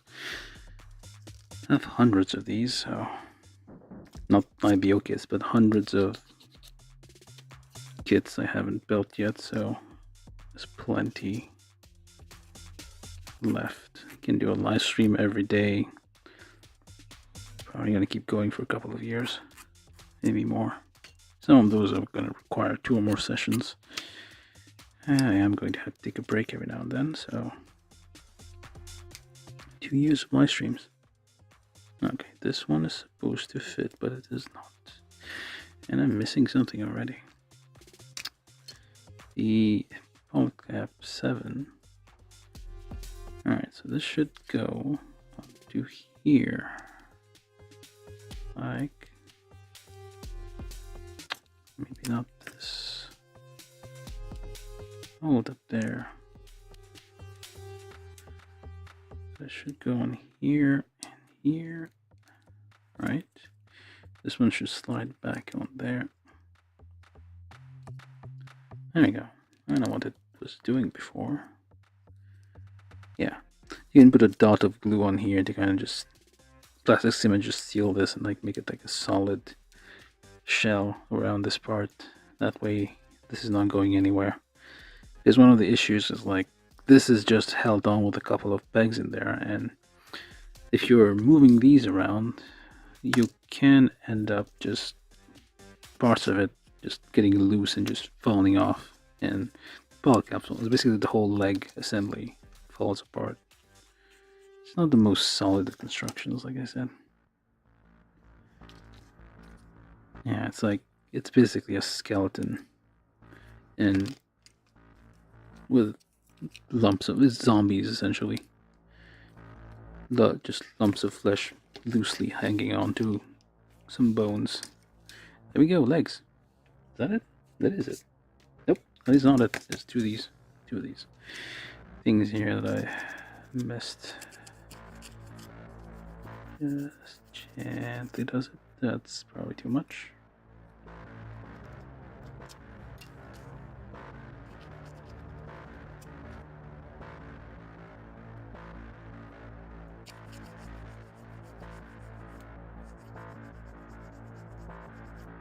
I need to start building the I'm probably gonna do that. I have like almost all the well, most of them, the Witch of Mercury, and people have been telling me that it is a really good set, so definitely could try. I don't like these feet, like this weird ankle bone. Supposed to like give it like more motion, but like you get weird things like this by accident, and it like just looks weird. You have to like always kind of adjust it, and this is sometimes it pops off and goes off the ring where it's supposed to be in. Yeah, it's not the most, like I said, not the most solid thing. That's just how IBO kits are, at least the HG ones. I haven't had the chance to build the any of the master grade ones yet, but maybe someday. They're always like, well, they're usually out of stock, so.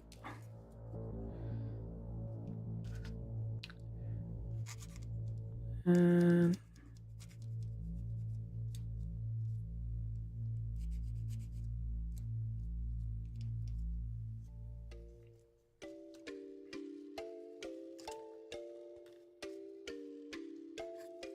legs. There you go. 2 hours.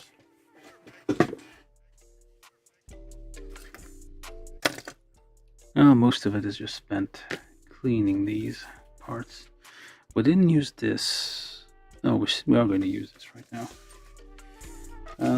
Now, should fold this instruction sheet here because I don't have enough space. Alright, so finally the waist, which is just this part I was holding, this thing, and yeah, that's the basic gist of it. They basically simplified like the structure of what a Gundam should be. It's bare bones, and side things here. So D15,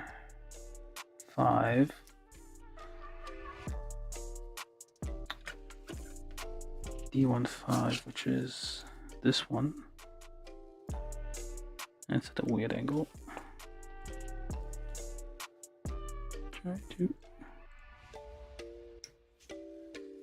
reach this thing, but it is kind of hard to reach. Yeah. Okay, gonna have to double trim this. So in the back we have C9,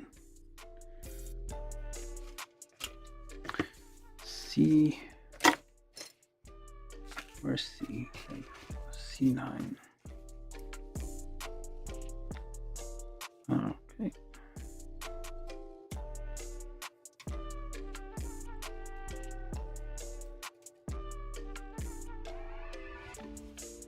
I guess I can just do this. Flip it over. Alright, so quick sand on this little bit of a nub here.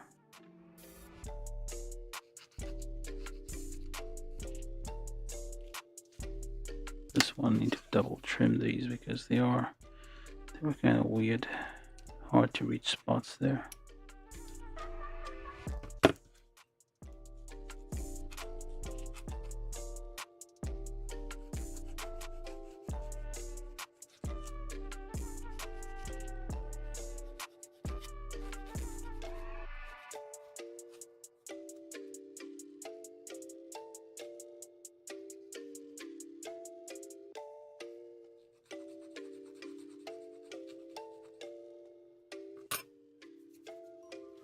And then, okay, this is the front. Nope, that's the other way around. This is the, seriously? Yes, that is the front. And that is the back. Just like that, that's all of it, really. Then we need those little things, did I get them? Little white, there you go. Little white things over there on the side, which are the no, they just clip on here, just like that. I feel like there used to be stuff that's kind of, oh, these used to be the shoulders.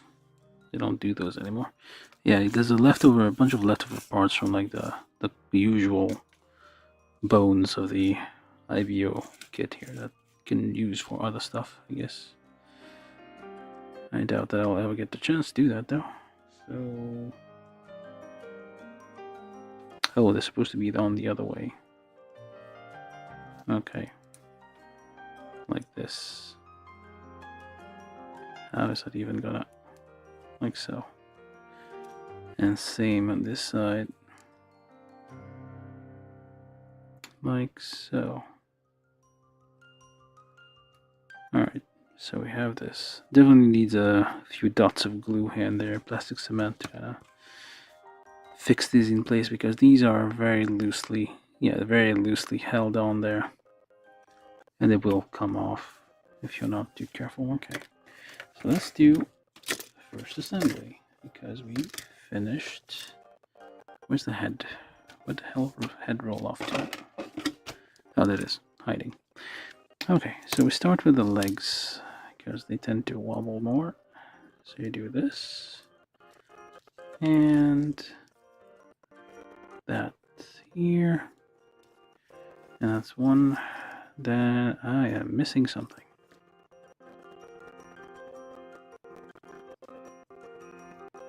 No, I'm not. I'm on the wrong side. So, and this goes in here. This is also another weird bit of the construction here that comes off very easily.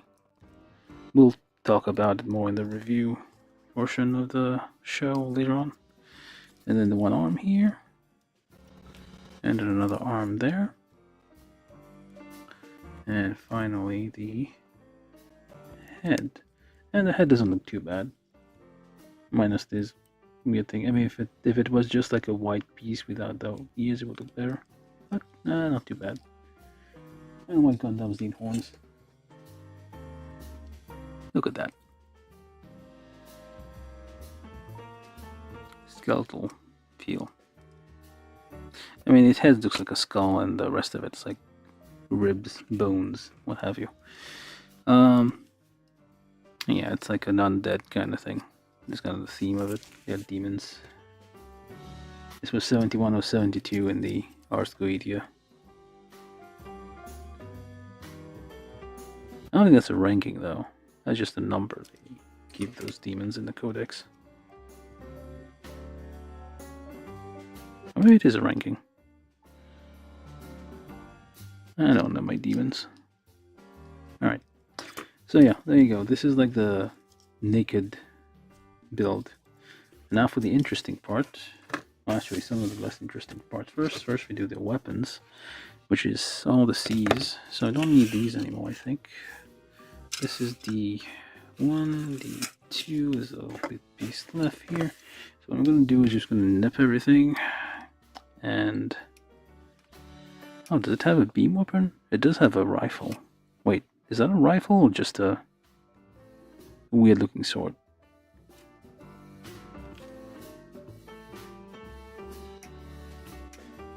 At any rate, I'm just going to nipping everything off these runners because there are very few things left. We only have the arms, the giant arms there. Ah, it folds. I see. Oh, that's a gimmick. Usually, IBO weapons are just lumps of metal that just swing and bash into each other.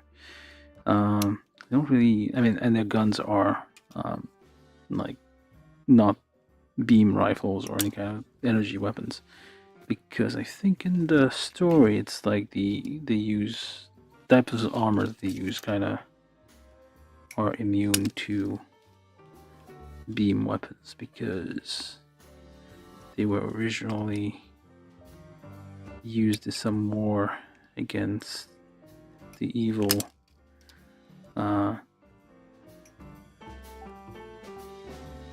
mobile armors, which were sentient or AI powered, well, machines. They basically didn't have a pilot and they would go around destroying everything, and they had to build Gundams, 72 of them,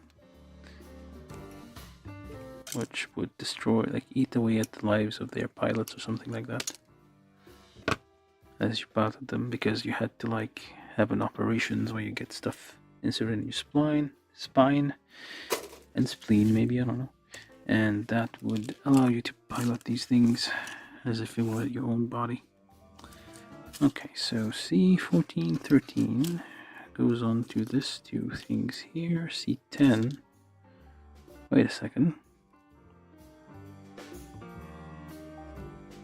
Oh, C10 first, okay. And then this one goes on here. And this one goes on there. So while we're doing this, just get rid of those middle nubs here.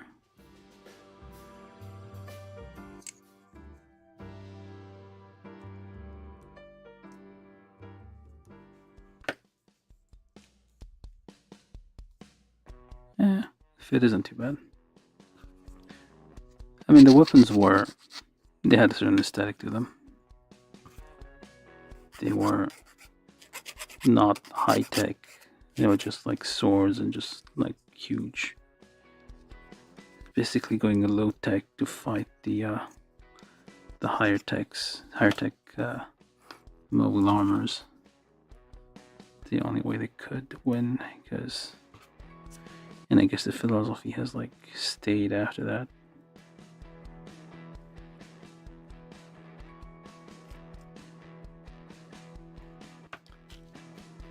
IBU is kind of a heavy watch. Not something you can like watch casually. I mean, most Gundam shows are kind of heavy to watch. Try watching Turning Gundam again. You can't do it, right? I've been watching it twice in like a decade. It's impossible. You need to wait at least 2 decades before you can watch it again. It's heavy. There you go. Nice feature thing here. It's like turns from a, I don't know what that is, to I don't know what that is. It's like a long rifle and a short rifle. Seems like it's supposed to be something here. Or not. It just looks like a nub, I guess. Alright, so then this goes here. You need This goes on the gun hand over there. Oh, we spilled into the color section. So let's just do this. Okay, so that's the weapon. I thought this looked like there would be something on here, but I guess not. Anything color goes on here? No, it's just plain. Yeah, seems like we're missing something here. Oh well. Put the weapon over there. And now for the giant booster thing, which becomes the arms. And that's the fun part. That's the thing we've all been waiting for. Okay, so I am going to just nip through this, I guess.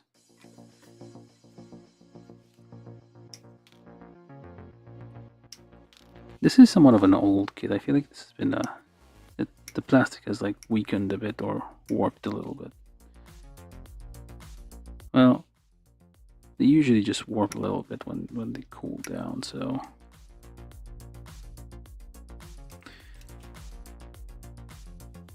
might be normal. It's like a okay. These parts are a bit harder, so they are snappier, I guess. So it's probably gonna be easier to work with. Still kind of large nubs.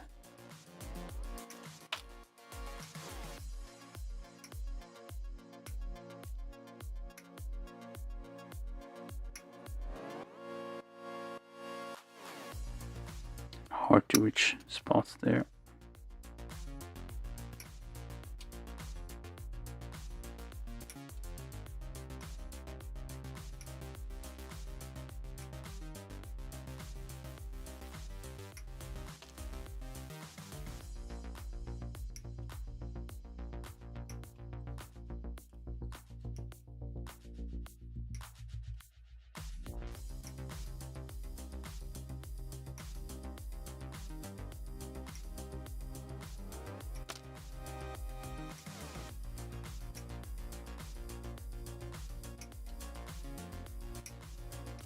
I hope the fingers are articulated on this thing. Looks like it. These seems to be like finger joints, but they are kind of both fingers joined together. Huh. Like a. What was the last one I built that did that?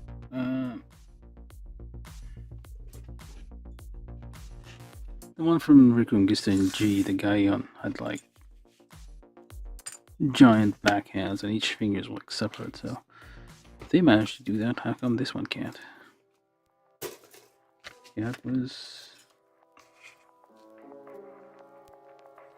E, so now we only have D left, or D1, the rest of the parts here. Yeah, it's gonna be a bit of a disappointment if not all the fingers can articulate. If it looks like they've kind of joined some fingers together just to cut costs or something. Which is not, it doesn't make sense. It's like just a matter of designing it and then it's just plastic injection, so you're not, it doesn't cost you extra.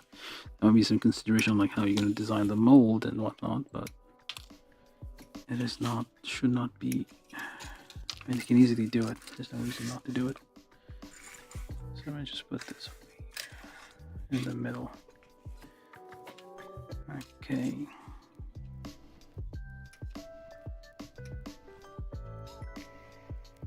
Some of these parts might not even be used. Wait, I did all this already.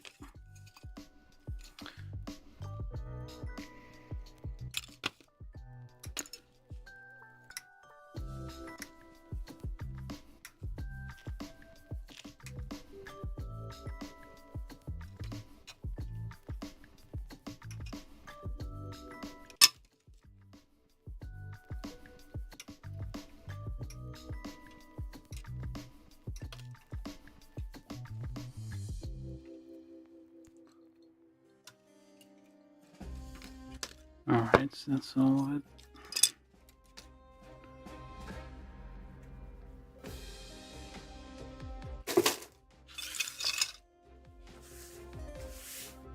Okay, so start with C18 and C17, which are these two parts, and they kind of join together around here, showing that slides together. Yeah, seems like it will slide together of some sorts. Yeah. Alright, some mechanism already. And then goes onto C15 on the back here. Okay, so you just gotta make it fit. It is not fitting. So like this, I guess. And this goes on to here. Just polish those thumbs.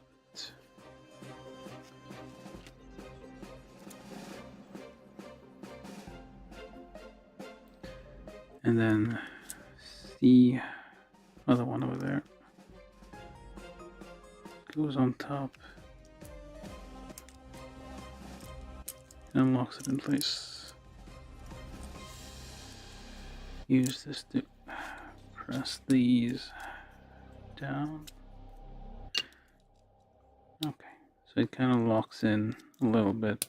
There you go, clicks. Alright, so we have this here part.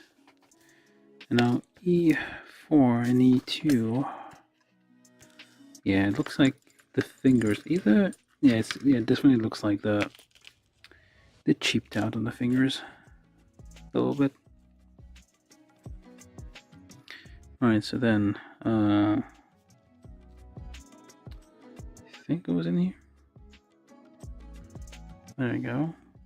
Yeah, it feels like these should be like separate fingers. Like there's like 3 fingers joined together. And then 2 fingers joined together here. Wrong way. This way. It snaps together. Imagine if they had like, if they did each of these separate, how much better this would be. This would be like, would have been like really epic, as the children would say, as the youth of the day, thumb and parlance vernacular. Yeah, it would have been better. I would have liked it more.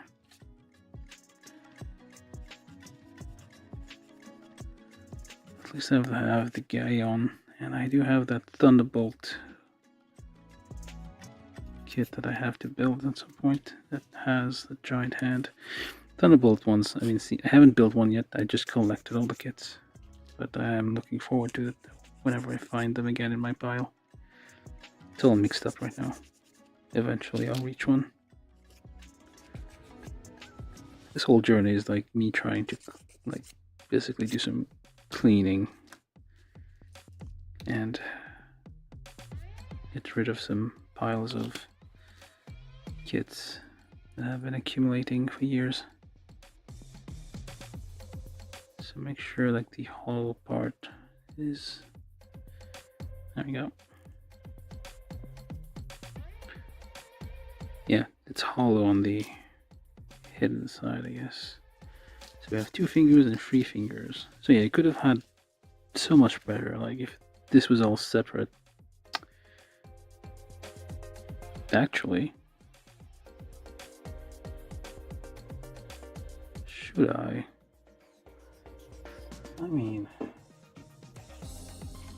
do have this thing. Let me try it with one of these. Naturally, let me just assemble it and then I'll give it a try. I can separate the fingers. Could do it. Should I do it? I think I'll do it. Yeah, I'm gonna do it. Actually, I'll just take a look how it looks, and then if it seems possible to do, I'll separate the fingers and see how it looks. Because this could be a cheap, well, not cheap. This is a jewelry saw, It's like for fine cuts on metal, so it should work fine on plastic here.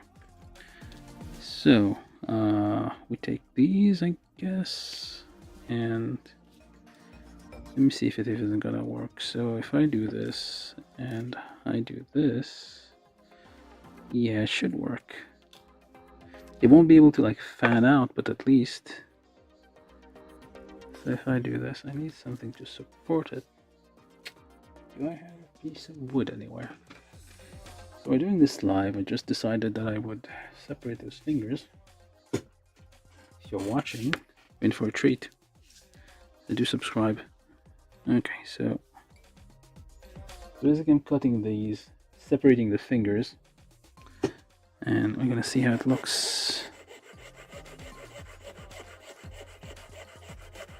Hopefully I don't break. I have spare blades, but I don't want to have to.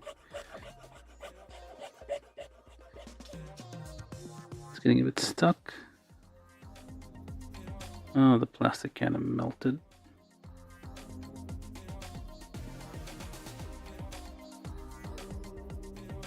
No, that didn't go as planned. So let's try separating it a bit more. Oh, there we go. Loosening it a bit. I guess we should go slow and not too fast. If we go too fast, plastic is going to melt. Let's try this again, slowly. Maybe put a drop of water on it if you have.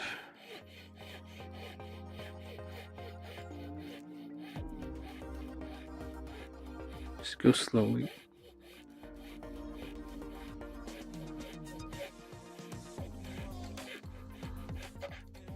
There we go. So we separated the fingers. Have we? Yeah, we have. Look at that. Separate fingers. There you go. Modding is live. And I'm just gonna sand this down a bit. I mean, this went better than expected. So just trim this a bit more. Yeah, not too bad. Alright, so we have separate fingers here. I mean, it might come off at some point, but for now, look at this. This is an experiment, so if I ruin it, you know it's not going to work and you don't have to try it yourself. This is my build, so I'm going to do what I want.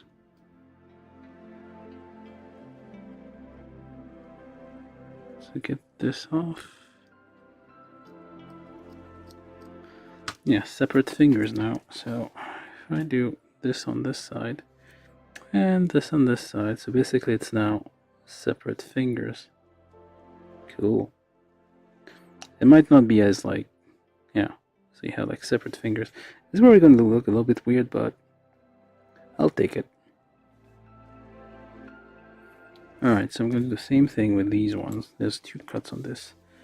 So what I'm going to do, I'm also going to get some... Yeah, if you're joining us and you think this is interesting, share this stream on Twitter or something. So people can come watch me mod this live. So just go slow. If you go too fast, it will heat up the plastic and the plastic will melt.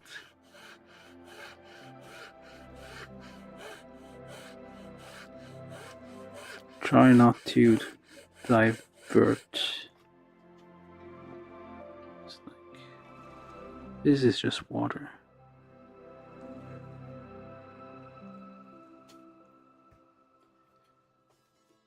Alright, so try not to like stray and just keep vertical. And go somewhat slow, not too fast.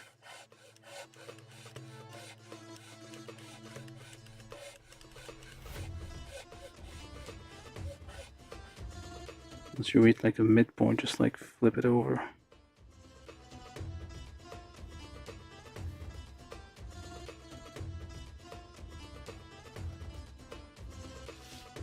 I don't know if you can see this, but you're separating the fingers.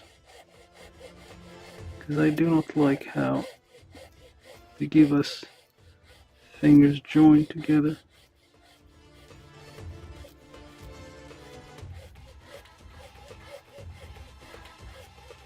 And we're almost done.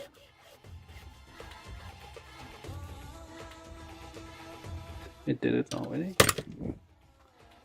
Let's see. This one comes off.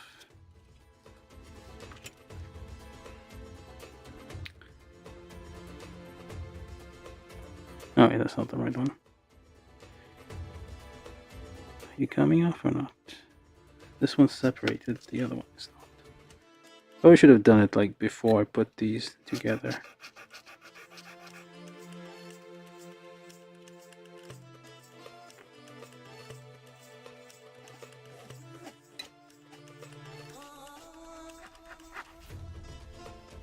And there we go.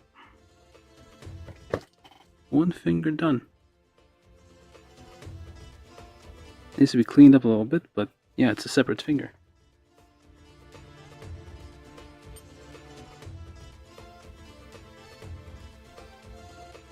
Well, I did say we don't need like fancy tool, but this isn't a fancy tool, it's just a cheap jewelry saw.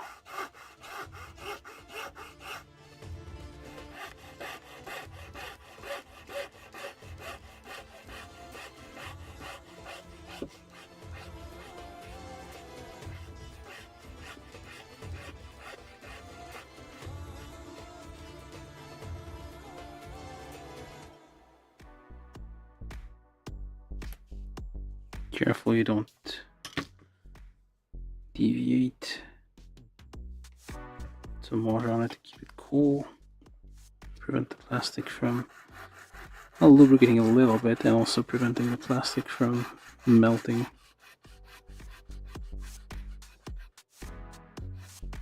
Alright, so then go vertical. Carefully, don't try not to cut yourself.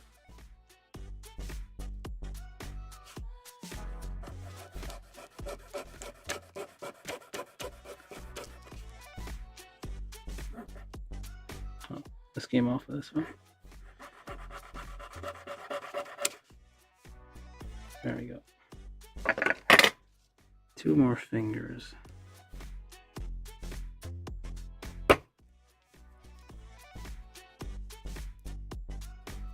There we go. We have our 3 fingers, and I don't have a bunch of fingers, so we just sand this a little bit just to give it a little clearance, although we don't really need to.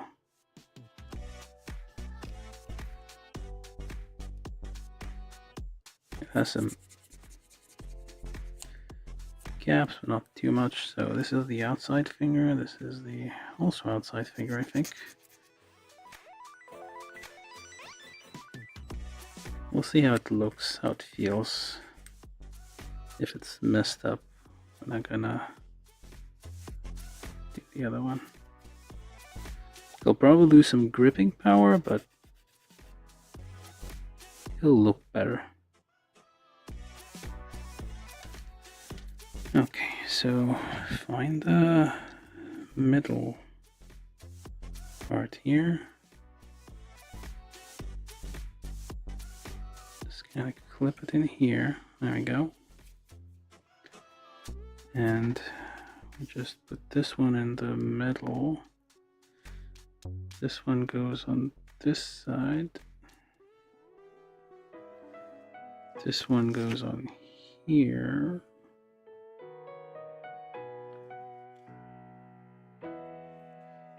And this one goes on there. And you have your 2 thumb kind of things here. So 1 and 2. And then what else do we put on there? D117, this one. Or D217, whichever. Just sand these knobs a tiny bit. And then it goes on like this. Wait, hold up. I did it supposed to go the opposite way. So go turn it this way. Turn it that way. Right. Oh wait, hold up. Oh, we can fix it in a minute. So this one goes on here. And there we go. So the middle finger here got it on the wrong end. So we're just... I mean, the only disadvantage is that... Well, not really a disadvantage, I guess. Ah, again, did the same thing. Might be like how it's designed. There's probably something you can do to kind of... As long as you don't open it completely, it's not gonna fall off. There you go. Separate fingers. They don't fan out, but at least they're like separate. This is a mod we did live. Oh yeah, I think it looks okay. Okay. Is that an okay sign? I don't know. That's no. Wait. Maybe this one.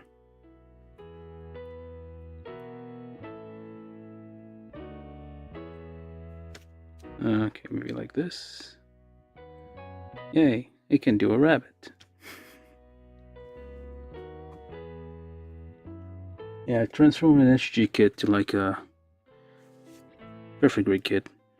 I'm kidding, but yeah, it's an improvement over the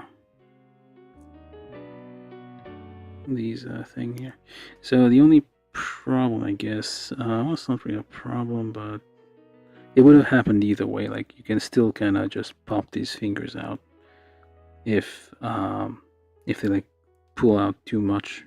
So kind of figure out, is there a way to like make sure those don't come out? I guess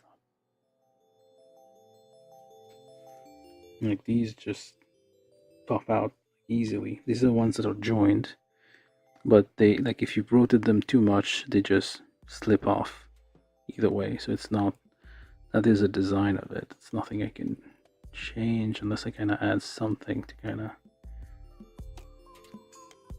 I don't know. Well, I guess we're doing the other hands too, because these ones look good. They're a bit dusty right now, but they look good. Alright, so then I'm gonna leave this here. I'm gonna do, this is gonna be my anvil kind of setup here, so I'm gonna separate them first because it might be a bit easy. Well, it might be harder, I don't know. Separate them and just do a drop of water on here just to keep it a little bit cool. You do not want, like, one thing that happens is the plastic kind of heats up when you are, if you're going too fast. This is a saw.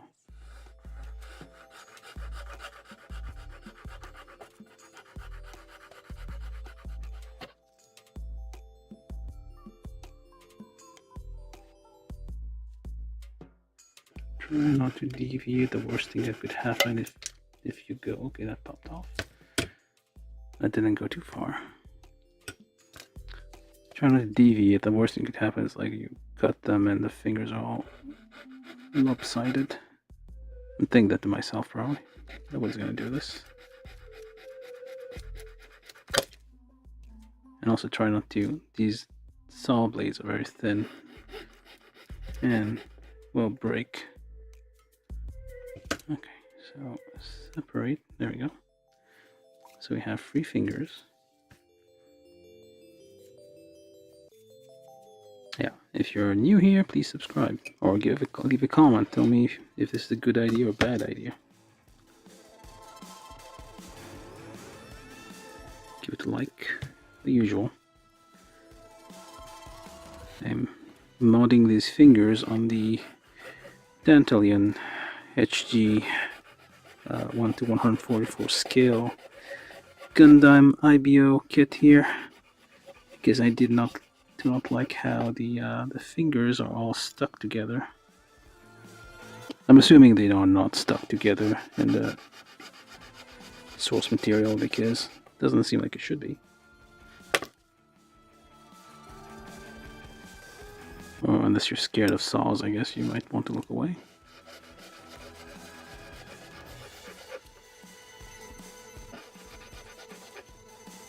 This is an operation we're having here.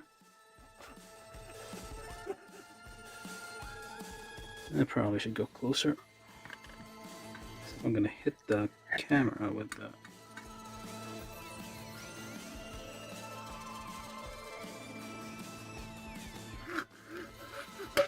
There we go. One finger.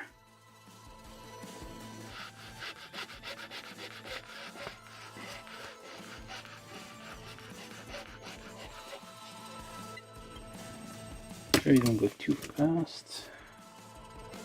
Plastic will melt.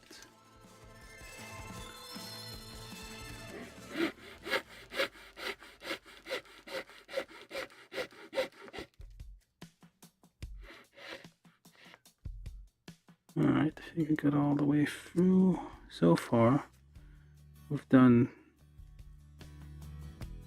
what, 7 out of, wait, 8 out of, no, 7 out of 10 fingers here, separated. There we go. More fingers. Now the last 2 fingers, let's not mess this up. Drop of water in there, just to avoid things like overheating. And just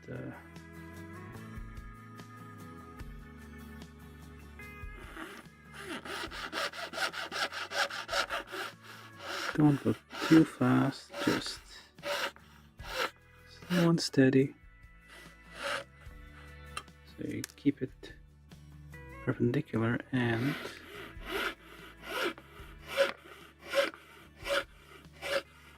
you do not overheat.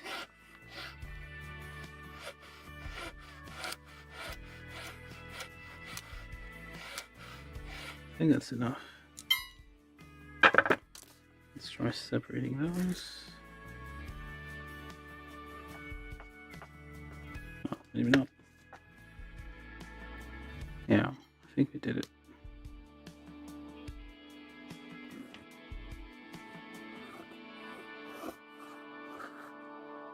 Go vertically, very slowly. There we go. Separate these as well.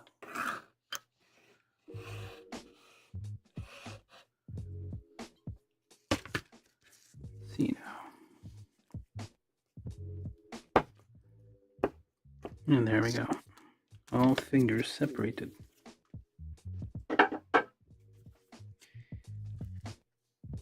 Everybody watching dead silence unless they commented, and YouTube is taking a minute to get me the comments. See any comments? But yeah, what do you think of this modification here?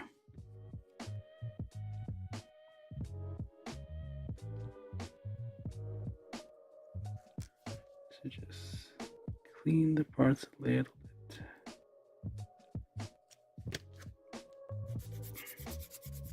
Not too much that you wear out the parts there, but just enough that you get something cleanish to install.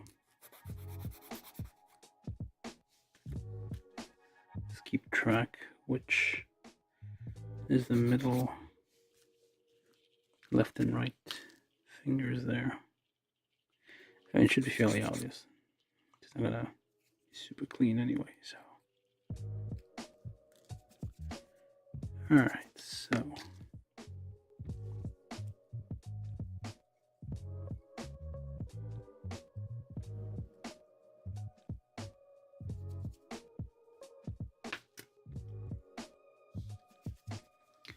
we take this thing. I'll use this is an anvil, I guess. And this thing first. So, fingers pointing down. This one goes here. The other one goes there. And this goes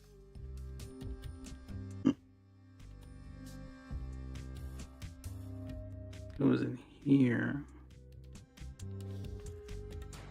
Right.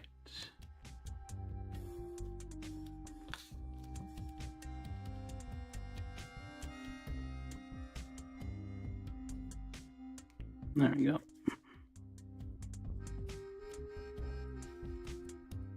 This is the middle finger. It's a bit dirty, but oh, this one was here. Give it a quick polish.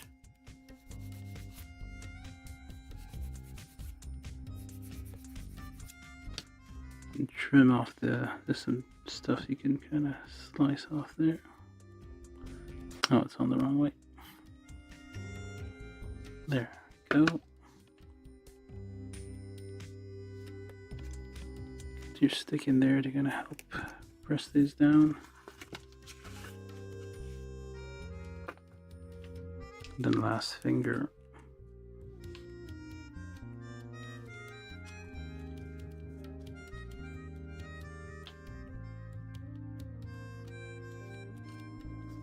Have I reduced the lifespan of this thing? Maybe. But it's not going to be holding anything or doing like rock climbing with these things, so it's going to be just displayed, or maybe not even displayed. Alright, so this goes here. Just blow these out a bit, the dust that is in between, and there we go. Two somewhat fully articulated, well, not fully articulated, but somewhat articulated fingers. Just like that. Articulated. Well, more or less. Some of these are kind of... Yeah, I need to figure out a way to, like... I don't know. Is there something you can do to make this stay, I guess? I could probably just melt the plastic ever so slightly so like the fingers don't pop out every 5 seconds. Even with like when they were joined together, they would still like slide out. Like easily. Way too easily.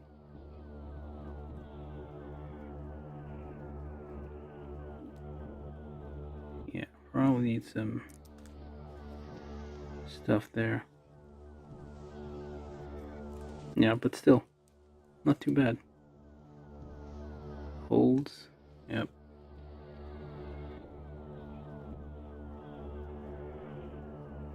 Like this way it's fine, like pulling this way is fine, just pulling that way makes it come off. It probably just like heat a needle or something, just like press these little bits and pieces together and just kind of fix it in place. I'll do that later. But yeah, I mean, fully articulated fingers, not a bad improvement. Dust everywhere though. Alright, so we got our fingers. Okay, D119, D219. Let's keep going.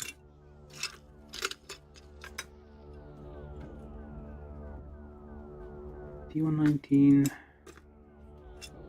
D219, so goes through here, goes like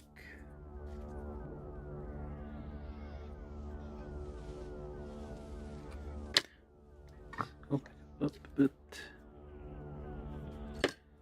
Alright, so then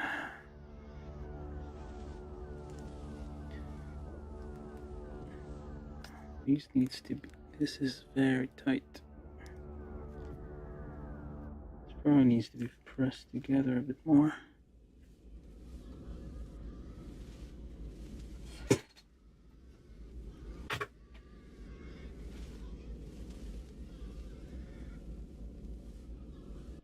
I mean, part of the fingers are like, they're in there good, they're not gonna come out, but the rest of it, use these magic, well, not exactly magic, this weird thing here. These are just gonna press these together. These are just like pliers with plastic on them to kind of prevent it from, and then just push this down there. There we go. That's gonna help hold things down a bit more. And do the same thing on this side. It's a bit tight. It's quite tight. Very, very tight. There we go. Alright.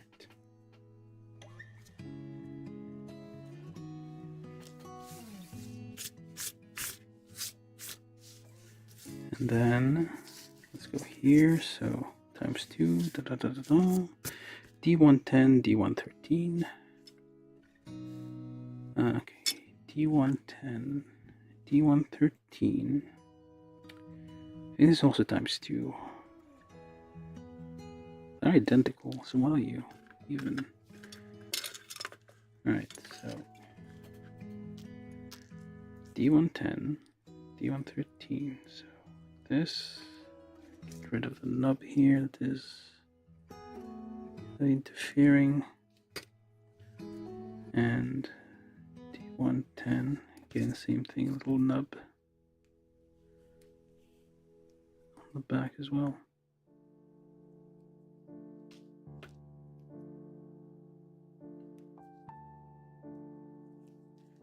Same thing on this side.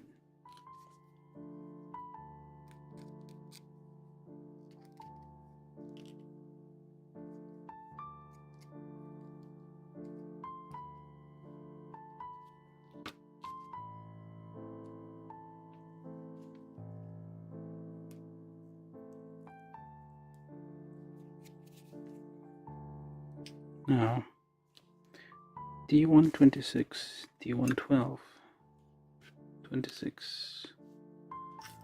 I imagine, nope. 26, and what does look like 12?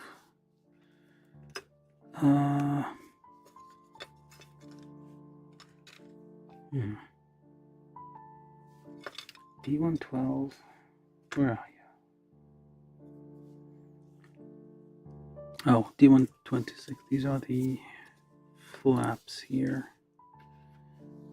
Alright, file.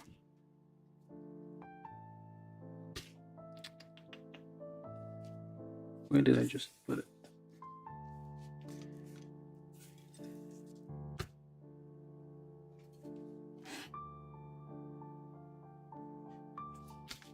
Oh, alright.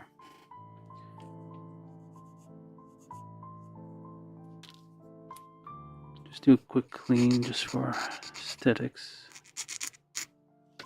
Actually, this might go faster here. Yeah, the red stuff is kind of on there, so let's just smack that against the side of the table. Kind of shake the dust off.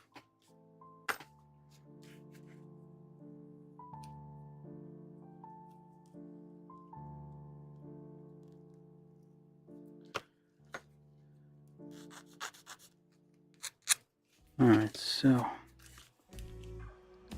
D112 goes, put a sticker on this one, but I don't, not gonna do that.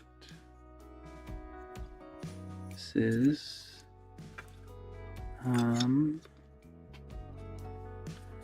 these are D114s and D214.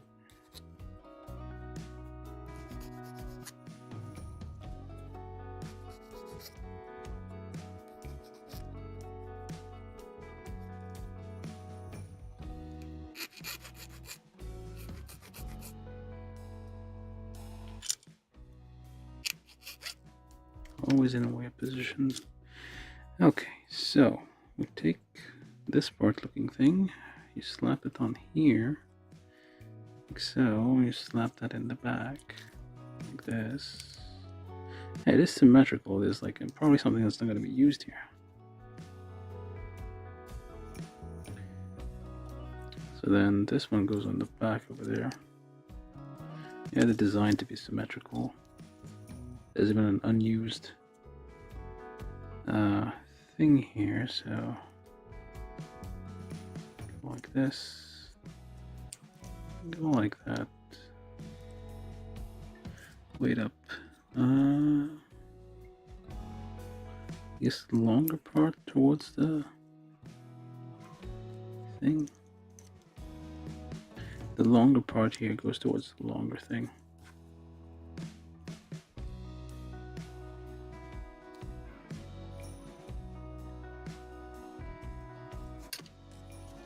Is that the case here? Nope.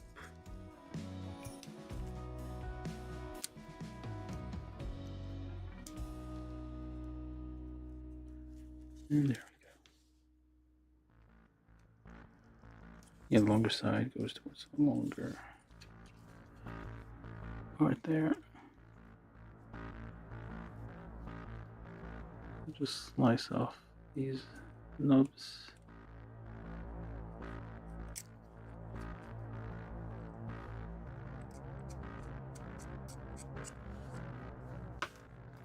Alright, are we making progress? I do not know.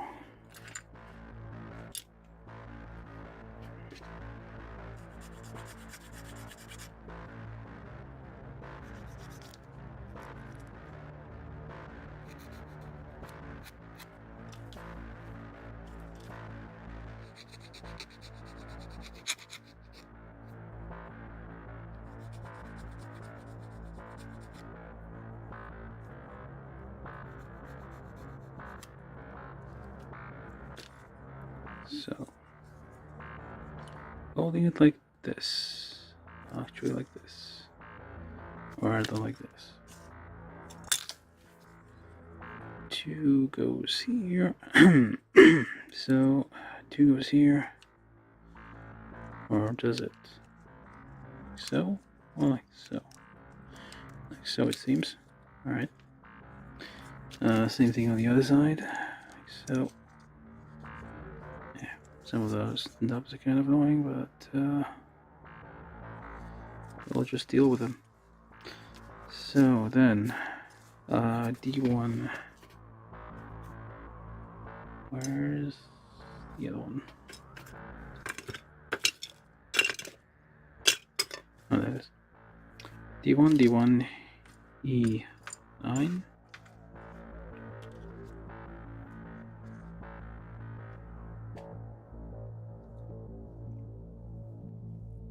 Not a nub. That is not a nub, I feel. That's probably a part. Alright. Okay, so D1, this thing. Hold on to it like so. D129 goes on to this thing here. There we go. A little bit of a nub on this end here. And then I take E7, which is this one.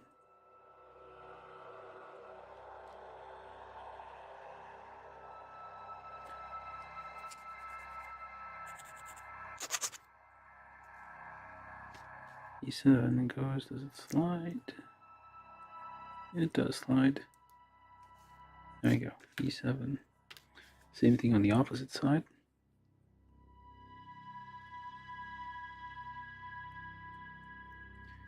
Some horizontal stuff here. Right, E7.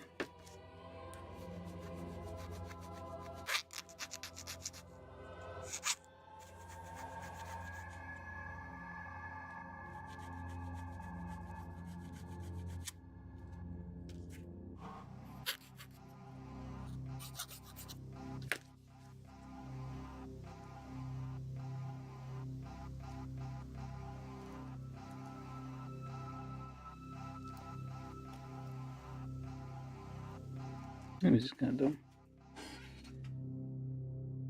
Yeah. Hey, hello. How you doing? Yeah. Having a great build, as you say.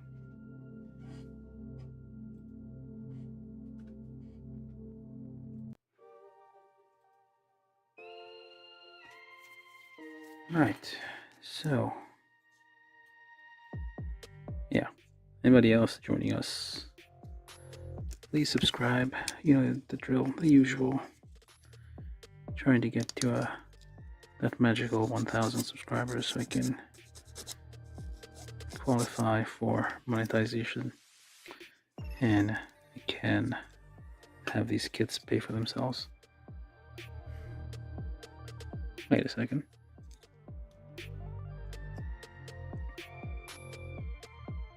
I did this wrong. Oh. I can always just flip those around like so. Yeah, these are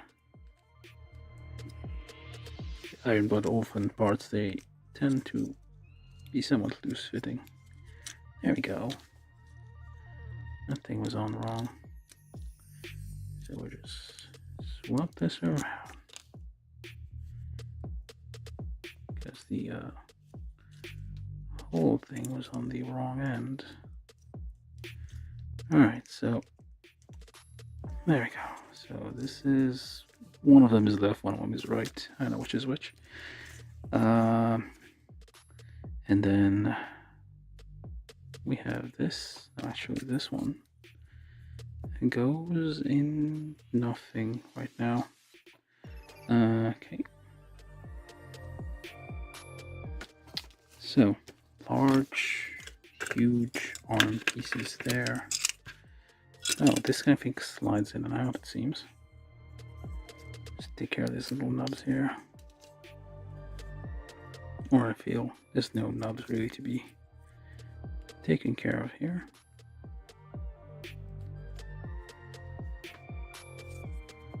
What do you mean so slow? You got a problem? I would like to see you do it. See how fast you go.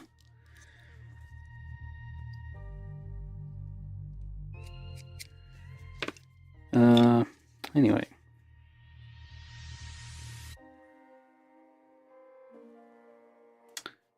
Yeah, this is gonna go in there, so. This is. Nope, this one, is it? Hold up. Why am I getting confused here? They're all the same, so it shouldn't matter really. Alright, let's do this one. So, then you go, this part goes in here, like so, and whichever one you want goes in here with the thumbs pointing outwards, and like so, and then you just lap this part through, up over there. Let me do a test fit here. Yeah, let's get rid of these little things in the middle.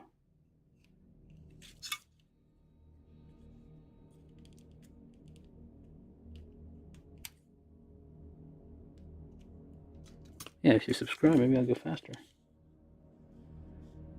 Mr. Wafik.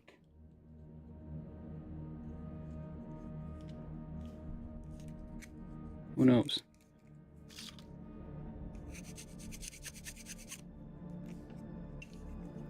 Kind of a bit of a large panel lines on these things, but I mean, I'm gonna deal with that later, I guess. Okay, and then finally, this thing onto here. This clicks in. There we go. Hey, look at that. This one pops out a little bit, pops in. Not too bad, eh? Clicks in. That's nice. We have this part over here. Thing kind of goes. It's supposed to be something. It is symmetrical, so it doesn't matter. You could, I mean, yeah, I mean, it feels like it should be on. Well, whatever. It is symmetrical, so it works out.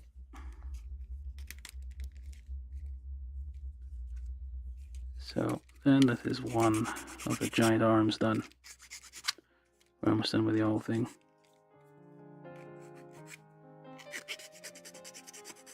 Get rid of this nub here because it looks horrible.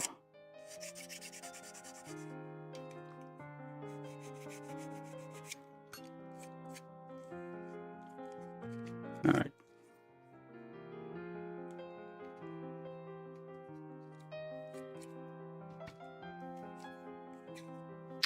And then do the same thing on the other side, which is for the other side. Well, the other side being the other side. Alright, so hold on to this part here. You put this on there.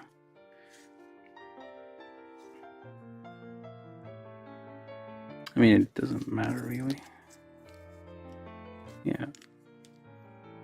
No, hold up. No, this is like this. It's supposed to like curve the other way. So, and then thumbs go in here with the thumbs pointing this way. Alright, and then this one goes on there with the knife. Get rid of these little imperfections there that could introduce fit issues. There we go. And then finally, well, not yet, but we're getting there. Clicks on here. Should probably get rid of these before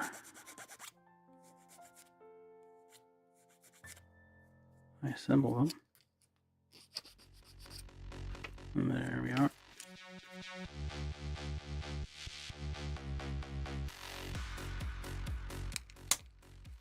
Nice. So one of them, those giant arm things here. They're supposed to be boosters, I guess. I still need to I modded the fingers, but still need to kind of fix that issue where the tip of it will fall off if you don't, pulling this way it works. Pulling down it's gonna fall off. Even separated, even when they were joined together, they had the same problem. So it's not something that they introduced, I don't think. They just fix it later. Anywho, so we got this part, this part, this part, this part. I think this one was done. And yeah.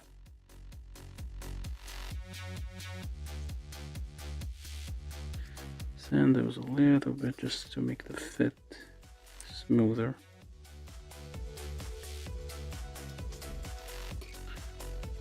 So this would be D1 21, D2 20. The open side towards the outside. Is that even correct? I guess. Looks weird with the. I think that's supposed to be some kind of intake or something, but. Alright, where did this go? Oh, we forgot about these. So, this goes here. And. I guess you just assemble whichever you want, doesn't really say. Did I miss some instructions somewhere? Or you just put them wherever? Alright. Okay, so this one goes on with this thing pointing outside, pointing outwards to the back. This thing over here, push it in with a stick, and just like this here.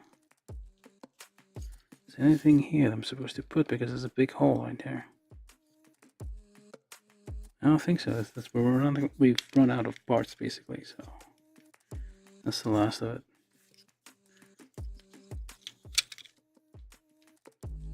Alright, so don't connect these together. Giant nub right there, but we're towards the end. I kinda don't care so much. Oh well, whatever, just get rid of it. Alright, so then you just fold it, I guess. Okay. Big bulky thing here. This one goes on there. This one goes on to the side. Oh, which way is up though? Yeah, it says the three fingers are up so that the white side is also up. Okay, so then it becomes like so. Actually, wrong. Let's do that again. So swap these around, I feel.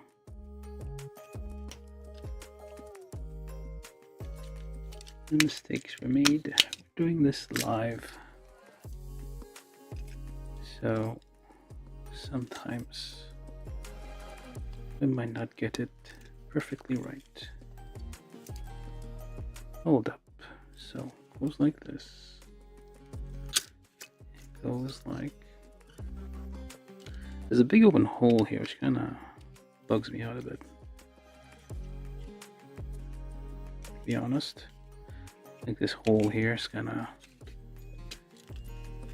is just, I don't know.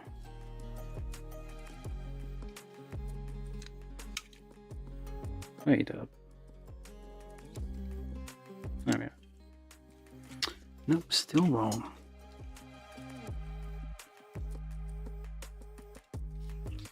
If I were to do this, that doesn't seem right. Oh, maybe it is right. I was right the first time. Nah.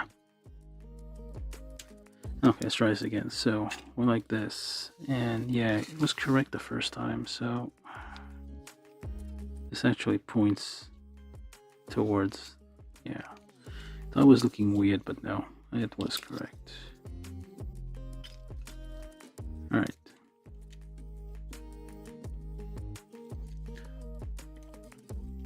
And then, for whatever reason, this one goes here, and that one goes there. I mean, it is completely wrong.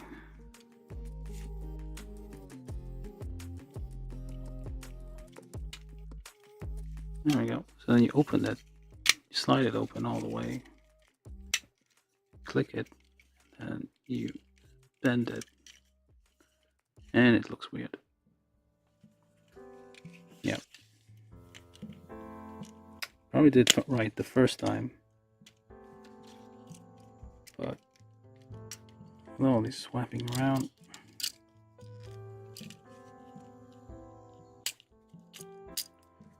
I don't think the hole is supposed to be out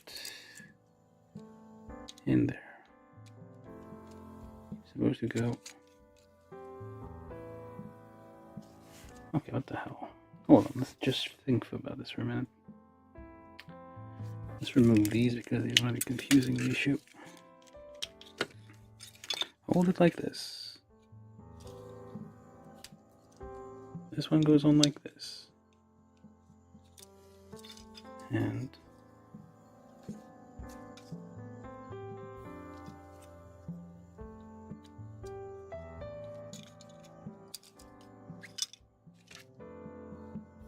okay. That's how it shows it here in the picture. I fold it out like this. Oh, it's weird no matter what. I mean, I don't like the whole thing here, so if I do this, yeah, okay, but then still. And then I do this with the, oh, I see, the white bits down there. So this goes there, I guess. I mean, it's now just follow the instructions and see what happens. Maybe this one is supposed to go out more. I mean, it's not entirely there. Yeah, I suppose. It's okay. Alright, so there. That's the jet mode, I guess. You can have this little thing here, which is kind of an extra stand for. You can adjust the height, and this is supposed to, I guess, hold this. So, okay. Da-da-da-da. I don't know what this is for. Got two little pieces left. We're probably gonna find out in a minute. No, that's for the gun there.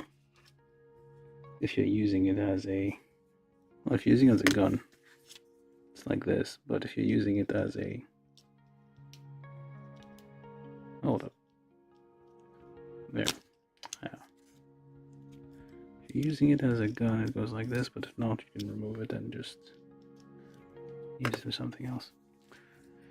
But yeah, final assembly, at least for this part here. So this whole thing, the whole backpack goes in here.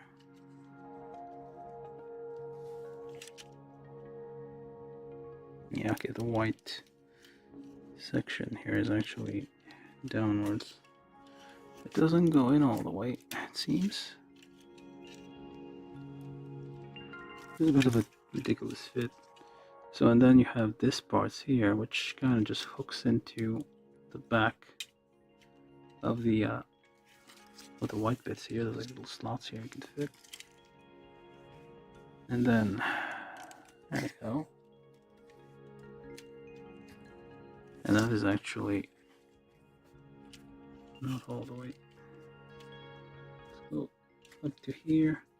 And this is how you're actually supposed to display it. It's a bit skinny, isn't it? It's a rather skinny Gundam. Alright, so there's one part. Okay, let me just check the instructions further here.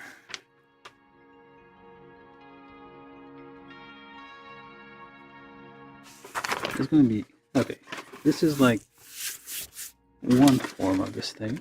I guess this is how it travels. It's the booster pack or something, whatever, jet something or other in the back. Not done yet. Hold up. Was I out of frame? I don't know. Alright, so this is step one. The first form, I guess, with the, I mean, this free form. There's a naked form without anything, which is kind of just a very skinny looking Gundam here, which kind of has lost a lot of weight. Very skinny, very bare bones, not a lot of attachments to it. But then if you add this bulky thing in the back, alright, you can remove this, I guess.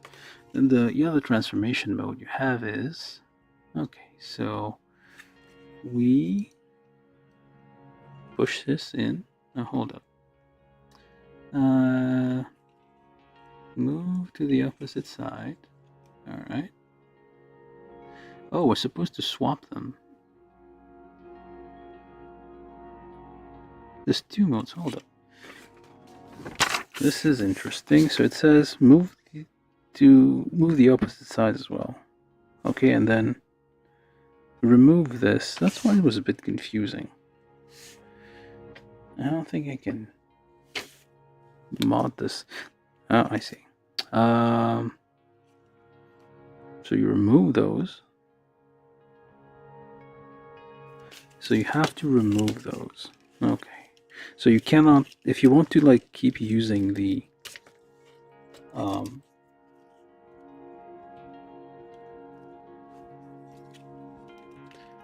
using it like as a back booster thing, you cannot glue these two parts together. You have to keep them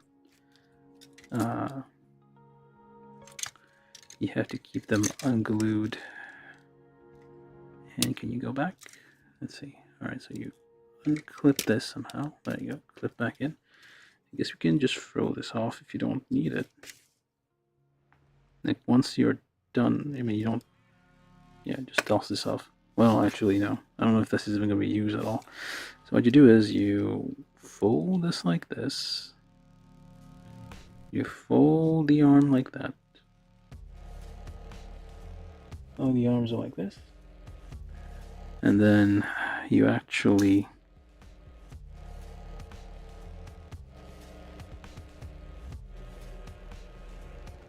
No, you still need the thing. Okay, fine. You still need that thing in the back. Alright, but then instead you kind of just aim it towards the thing here, so it's like this. It like kind of holds the arm parts here. Most people are probably gonna have it like in this configuration. Alright, so like this. A little bit. And then like so, we'll just like kind of hide the arm in here. Just hook it onto this back part here. That's why you have the hole, so you can kind of put these in there. Alright, there we go. That's the second form, which is a bit rickety. Alright, so there's this form 2. 2.5. And then as here, it comes the new arms, which has a, well, it's similar, but like a little, you cannot go up. You guys can go like this. Hold up here. Guess we need to swap them. Might make more sense or not. Nope, it goes like this. The two large fingers are actually the thumbs, I thought. Oh, I guess it works like this. Yeah. And then you pop this out. Pop these out. Can this rotate? No, it cannot rotate. But it pops out. Alright, so I have my fingers there. My separate fingers, which you don't have, but I do. Alright, so there you go. Form 2. You can have it hold a thing. I guess in the hand here. Have it just, you might need to remove this part here, or just keep it, I don't know. And this just goes into there. There. Kind of holding the sword kind of gingerly there.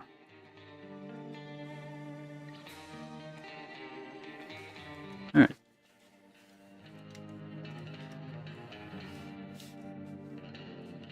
Oh, there you go. I think that's it. Hey, where's she in?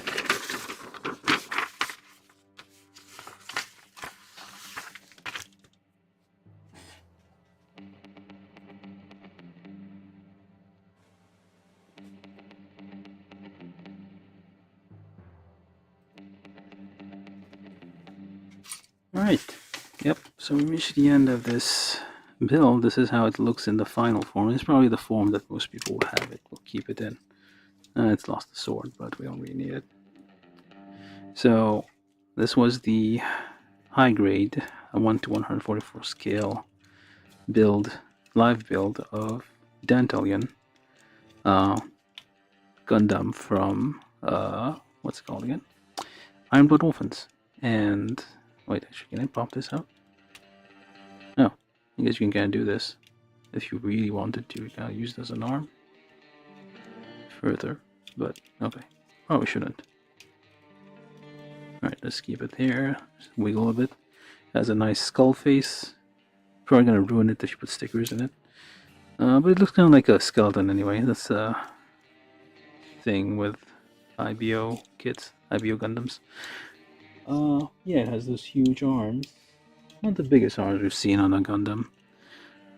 We've seen Gaion a few days ago, which has even bigger hands, but were just basically hands on the back, which were huge and interesting. And this one is, yeah, it has large arms, secondary arms that normally are used as thrusters. Okay, let's try to make you stand. You can stand on your own, can you?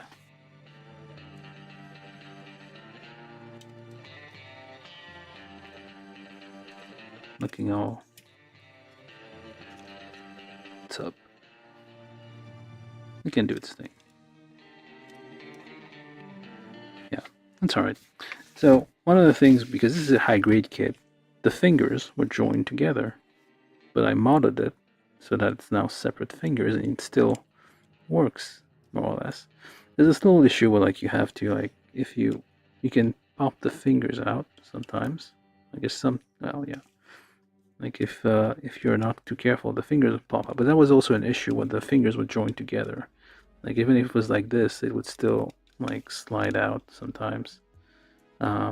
So, yeah, you could, to a lesser extent, but still happen. But what I can do is I kind of just mod this again, just kind of like melt the plastic a little bit here, just kind of pinch it together, just like close this gap so the little digits don't fall out. But yeah, it's like, you can do like an OK sign, or do you remember these from a long time ago? I made you look. And yeah, there you go. That was it. So I mean, yeah, this is a typical, like mostly typical Iron Blood Orphan Gundam. The same inner frame as all the 72 other Gundams that constitute this lineup. They have been, I mean, even the show ended quite a while ago. The main, like, 2 seasons, I think it's like 46 episodes or something such, ended like a while ago. They are still coming out with new kits of this because there's a manga that's ongoing. There might be other media this is in, and yeah, this is probably more of the more interesting ones that we have, just because of the arms. This is otherwise like kind of a plain thing. Interesting, and I mean, this happened before. Like, some of the usual parts that we use for IBO aren't used. Like, basically the arm parts, some some leg parts aren't used. They're swapped out for other parts. You don't see them, so it could, like, I mean, it's just because it's SG and they have to, like, just, they're not gonna, like, put hidden details, or not that many hidden details. But yeah, it was a fairly interesting build. Probably took a bit longer than I remember, but mostly that's because oh, look at this. This is different. I mean, it did that too, like with the default. This is default knee that comes with it, but they swapped it out for a different looking knee here. But it has the same kind of range of motion as regular Iron Blood Orphan type stuff. The leg, the ankles, the ankles are like the same. A slightly problematic kind of format. Like, this will get loose over time, and it will trip if just standing up. It has the same issues as IBO. Like, for example, this here just slides off, pops off without any warning, and just, yep, that's all it does. So we're doing the review if you didn't get it. But yeah, so overall, it's an IBO kit. This is a bit finicky. Like, the build is a bit finicky. It has those weird IBO issues. And like the sprues are kind of big. Like, the connections to the parts are kind of large.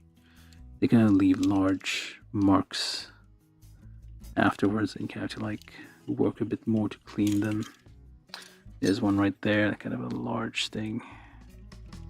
I don't see it on camera, but it's like, it's in person, it's kind of large. It requires some effort to, like, clean all these. That's probably why it took so long to, like, do this. I've been trying to, like, build them as cleanly as possible on the first try, so there's, like, lots of sanding involved, which is kind of the zen part of the experience. You can't just, like, slap them together. What are you, barbarians? Darcy Wafik over there. Not a man of culture, that guy. And yeah, so this is, I mean, looks nice. Let's put it this way. This looks nice. especially if once you like do the thing. You cannot fan out the fingers, but I think that's normal. It is shown as separate fingers on here, but you cannot fan. It doesn't fan out much, so that's okay. That is fine. That is not a problem. But it is nice that you have like extra. Like if you mod it, all I did was like saw these apart, separate the fingers with like this fine saw over here. This is for like jewelry and stuff, like making fine cuts in metal. You can see the whole thing. Not affiliated to them. This is not an ad for these saws. You can just find them if you need them. But yeah, there you go. Typical, well, not atypical IBO kit. Not too bad, a bit finicky. Not the best build experience. Some of the fits are a bit problematic. Like it has the IBO issues, for example, just there, just pops right off. Like stuff doesn't really hold together all that well. You're just like manipulating it, and thing just like pops right off without any effort. I didn't like pre-drill those holes or anything. It's just like out of the box. It's kind of loosely held together, so it can easily come apart. I guess, which is kind of on purpose. I think the aim was kind of, you can like have a large set of these, and you can just swap out parts and connecting and like outer shells, and just like swap out the armor pieces for the same frames, or connect multiple frames together if needed. Some people can build like centipedes out of these. But yeah, it's yeah, that's it. I think that's pretty much all I have to say about it. As your typical IBO issues, I said that. What else was I complaining about?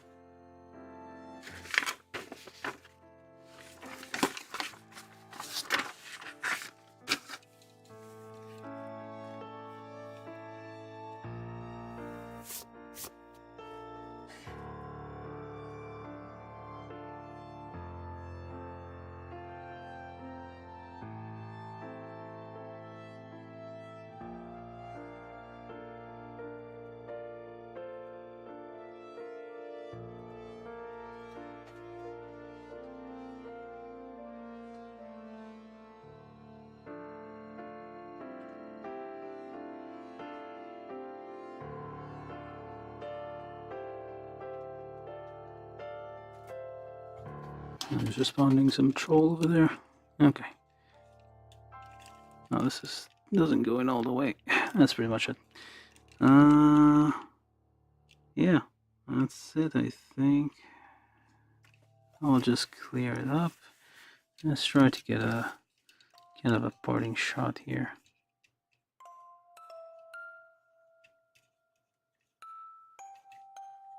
Let's try to move your face a bit.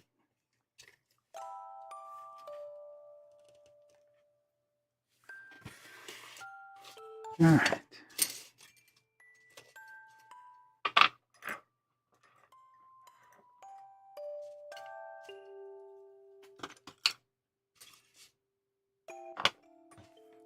Put the tools away. I think we're done.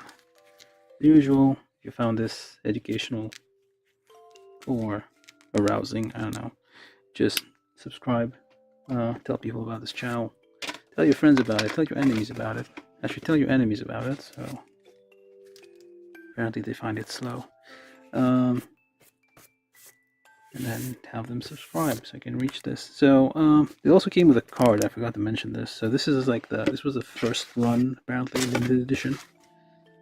Yeah, first production limited accessory. It says we get a card out of here for, I guess, some card game, because it has attack power and stuff on it. I'm guessing Japanese people do love their card games.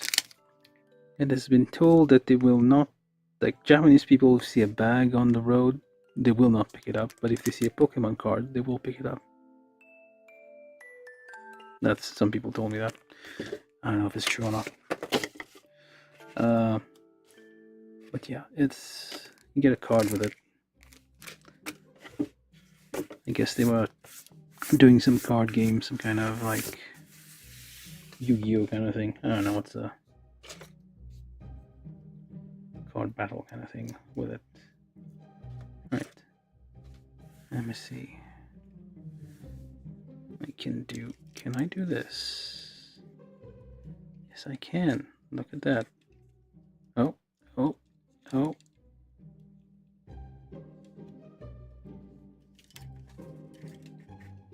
There you go. You can do rude gestures. I guess that's the reason why they keep the fingers together. I think I lost the horns here, but oh well. Looks better without them. Okay. I'm just playing with it right now. So, let's try to find those horns. We can have these.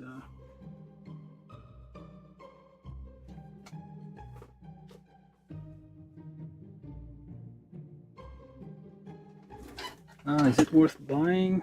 I don't know. I mean, if you like the visuals, yeah. Like if you're gonna have it displayed. The only problem is, like I said, this part here is this I had to mod. This is not. It does not come out with separate fingers like this. I had to saw, like separate those fingers, cut the plastic. And at some point in the stream I did that. So that makes it a little bit better. I feel. You can probably clean it up a little bit more. Definitely paint it a bit. But yeah, it's like it adds value to it if you do that. But yeah, it is a quite. It has the arms are nice. I mean, it has a. It's not the most elaborate thing I've seen. Actually, how expensive was this thing anyway? I don't think it was that expensive.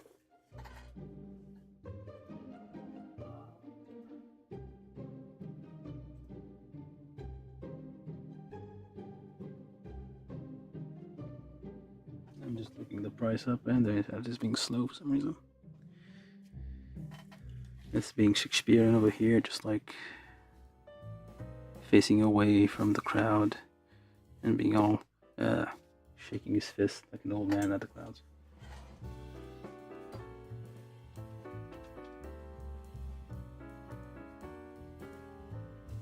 Oh, $13 on HLJ right now. It's out of stock, but it'll probably get back in stock. It's not expensive, like for the. I mean, it is. I am Orphans, and they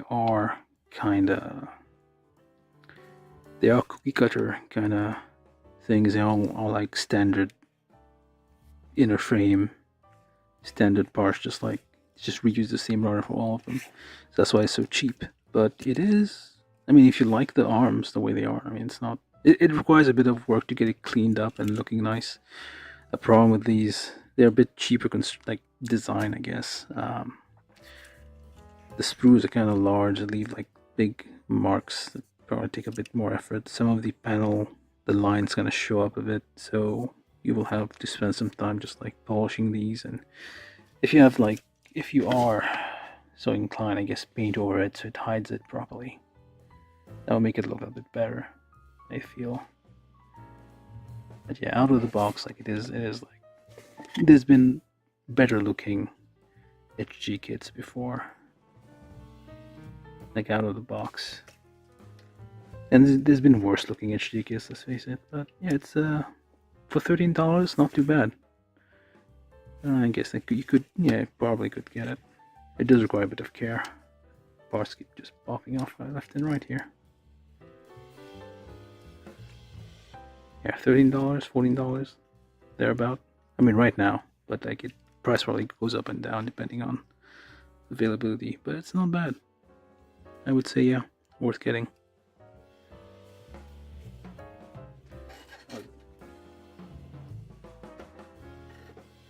Shakespearean. It's being all dramatic.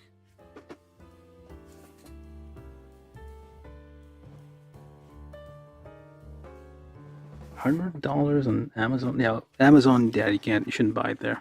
Go to HLJ.com. I'll be link Japan. You don't buy stuff. I mean, you shouldn't. If it's out of stock, Amazon resellers will just like jack up the price, and yeah, it's not worth it. Morning, Mr. Nozzle. How are you doing? We have just finished the 144 scale HG Gundam Dantalion from Iron Blooded Orphans, and with a little bit of mods here. modded the fingers so it's separate because it came as like joined fingers, so it kind of just separated them. It looks a bit better. So now you're like being all, I don't know. I guess the skull motif makes me think of Hamlet or something. So that's why he's doing a bit of the acting right now. Is like, oh, being all, I don't know what. He's doing something.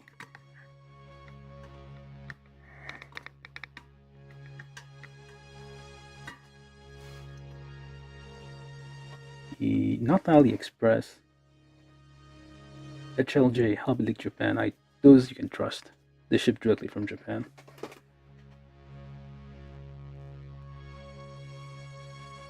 AliExpress, I mean, the problem with Hobby Link is that it will take some time to get in stock, but getting model kits, yeah. Getting model kits is like it's a game of patience. You have to wait. Like there was one kit that I waited like 4 years to get because it was like ancient, very very old, like from the 90s. Everybody else was like selling for $100 or like $15 on HLJ, but it was back ordered. But I did get it for $15 in the end. So yeah, I mean it's a game of patience to like collect all the kits you want.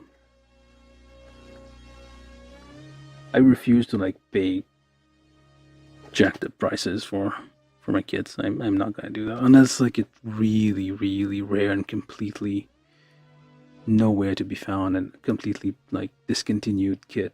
Then I may be considered. It's like after lots of belly aching, I will buy it. I will not support scalpers.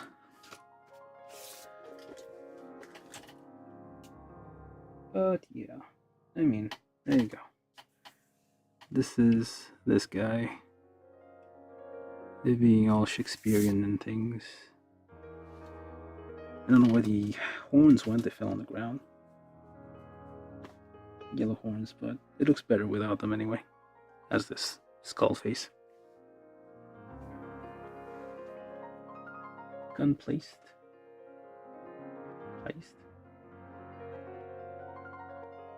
Yeah, HLJ ships worldwide too.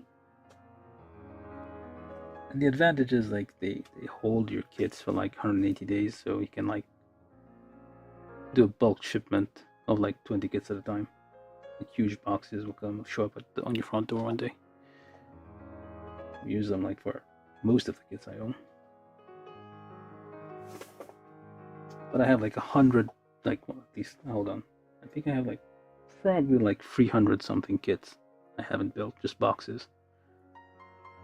So I got time before I have to like buy new ones. I'm gonna let you guys discuss this a bit. I'm gonna go down there and look for that horn while you guys are talking.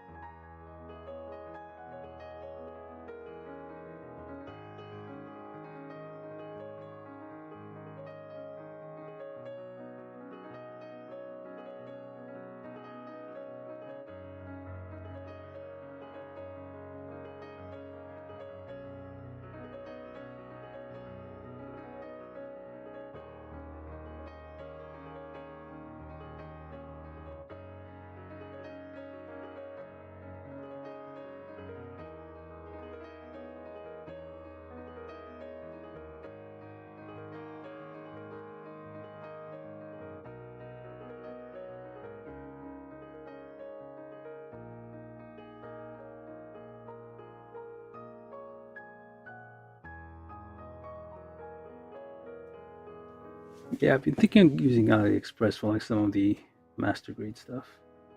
There are a few master grade things that are always out of stock elsewhere, so. But sometimes I don't know if I'm gonna get like a knockoff Bandai or something. Okay, this is the thing that's missing here. Although it looks probably better without. There we go. And I think that's it. I'm gonna be signing off in a few minutes. Thanks anybody for sticking around. Sucks because Yeah, I mean, you just gotta be patient. Like if you use a trilogy, just be patient. You're not gonna get it instantly. It's gonna take a while.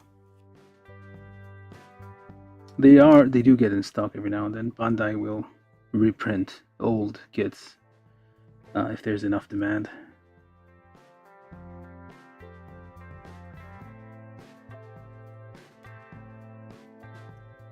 Oh yeah, it's Iron Blood Orphans has like it's from what 2015, 2012, very old. It's an old, very old show at this point. It's like yeah, it's gonna be no longer really making them unless there's like demand for kits. Like if you back order it on a trilogy, Bandai will know oh people are wanting these, so they'll start ordering more. But anyway, yeah, this is the kit I bought like when it came out. So it was around $12 back then. I think it was cheap. Like yeah, that's typical Iron Blood Orphan stuff. Okay, try to get you too far, too close. Ah, the hell, fell over. There we go. Yep, same here.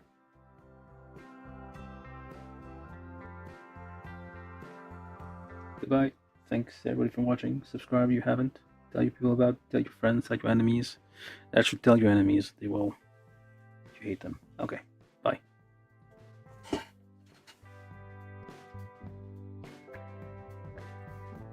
Oh, actually, it's gonna go to the end of the song and then the stream will end.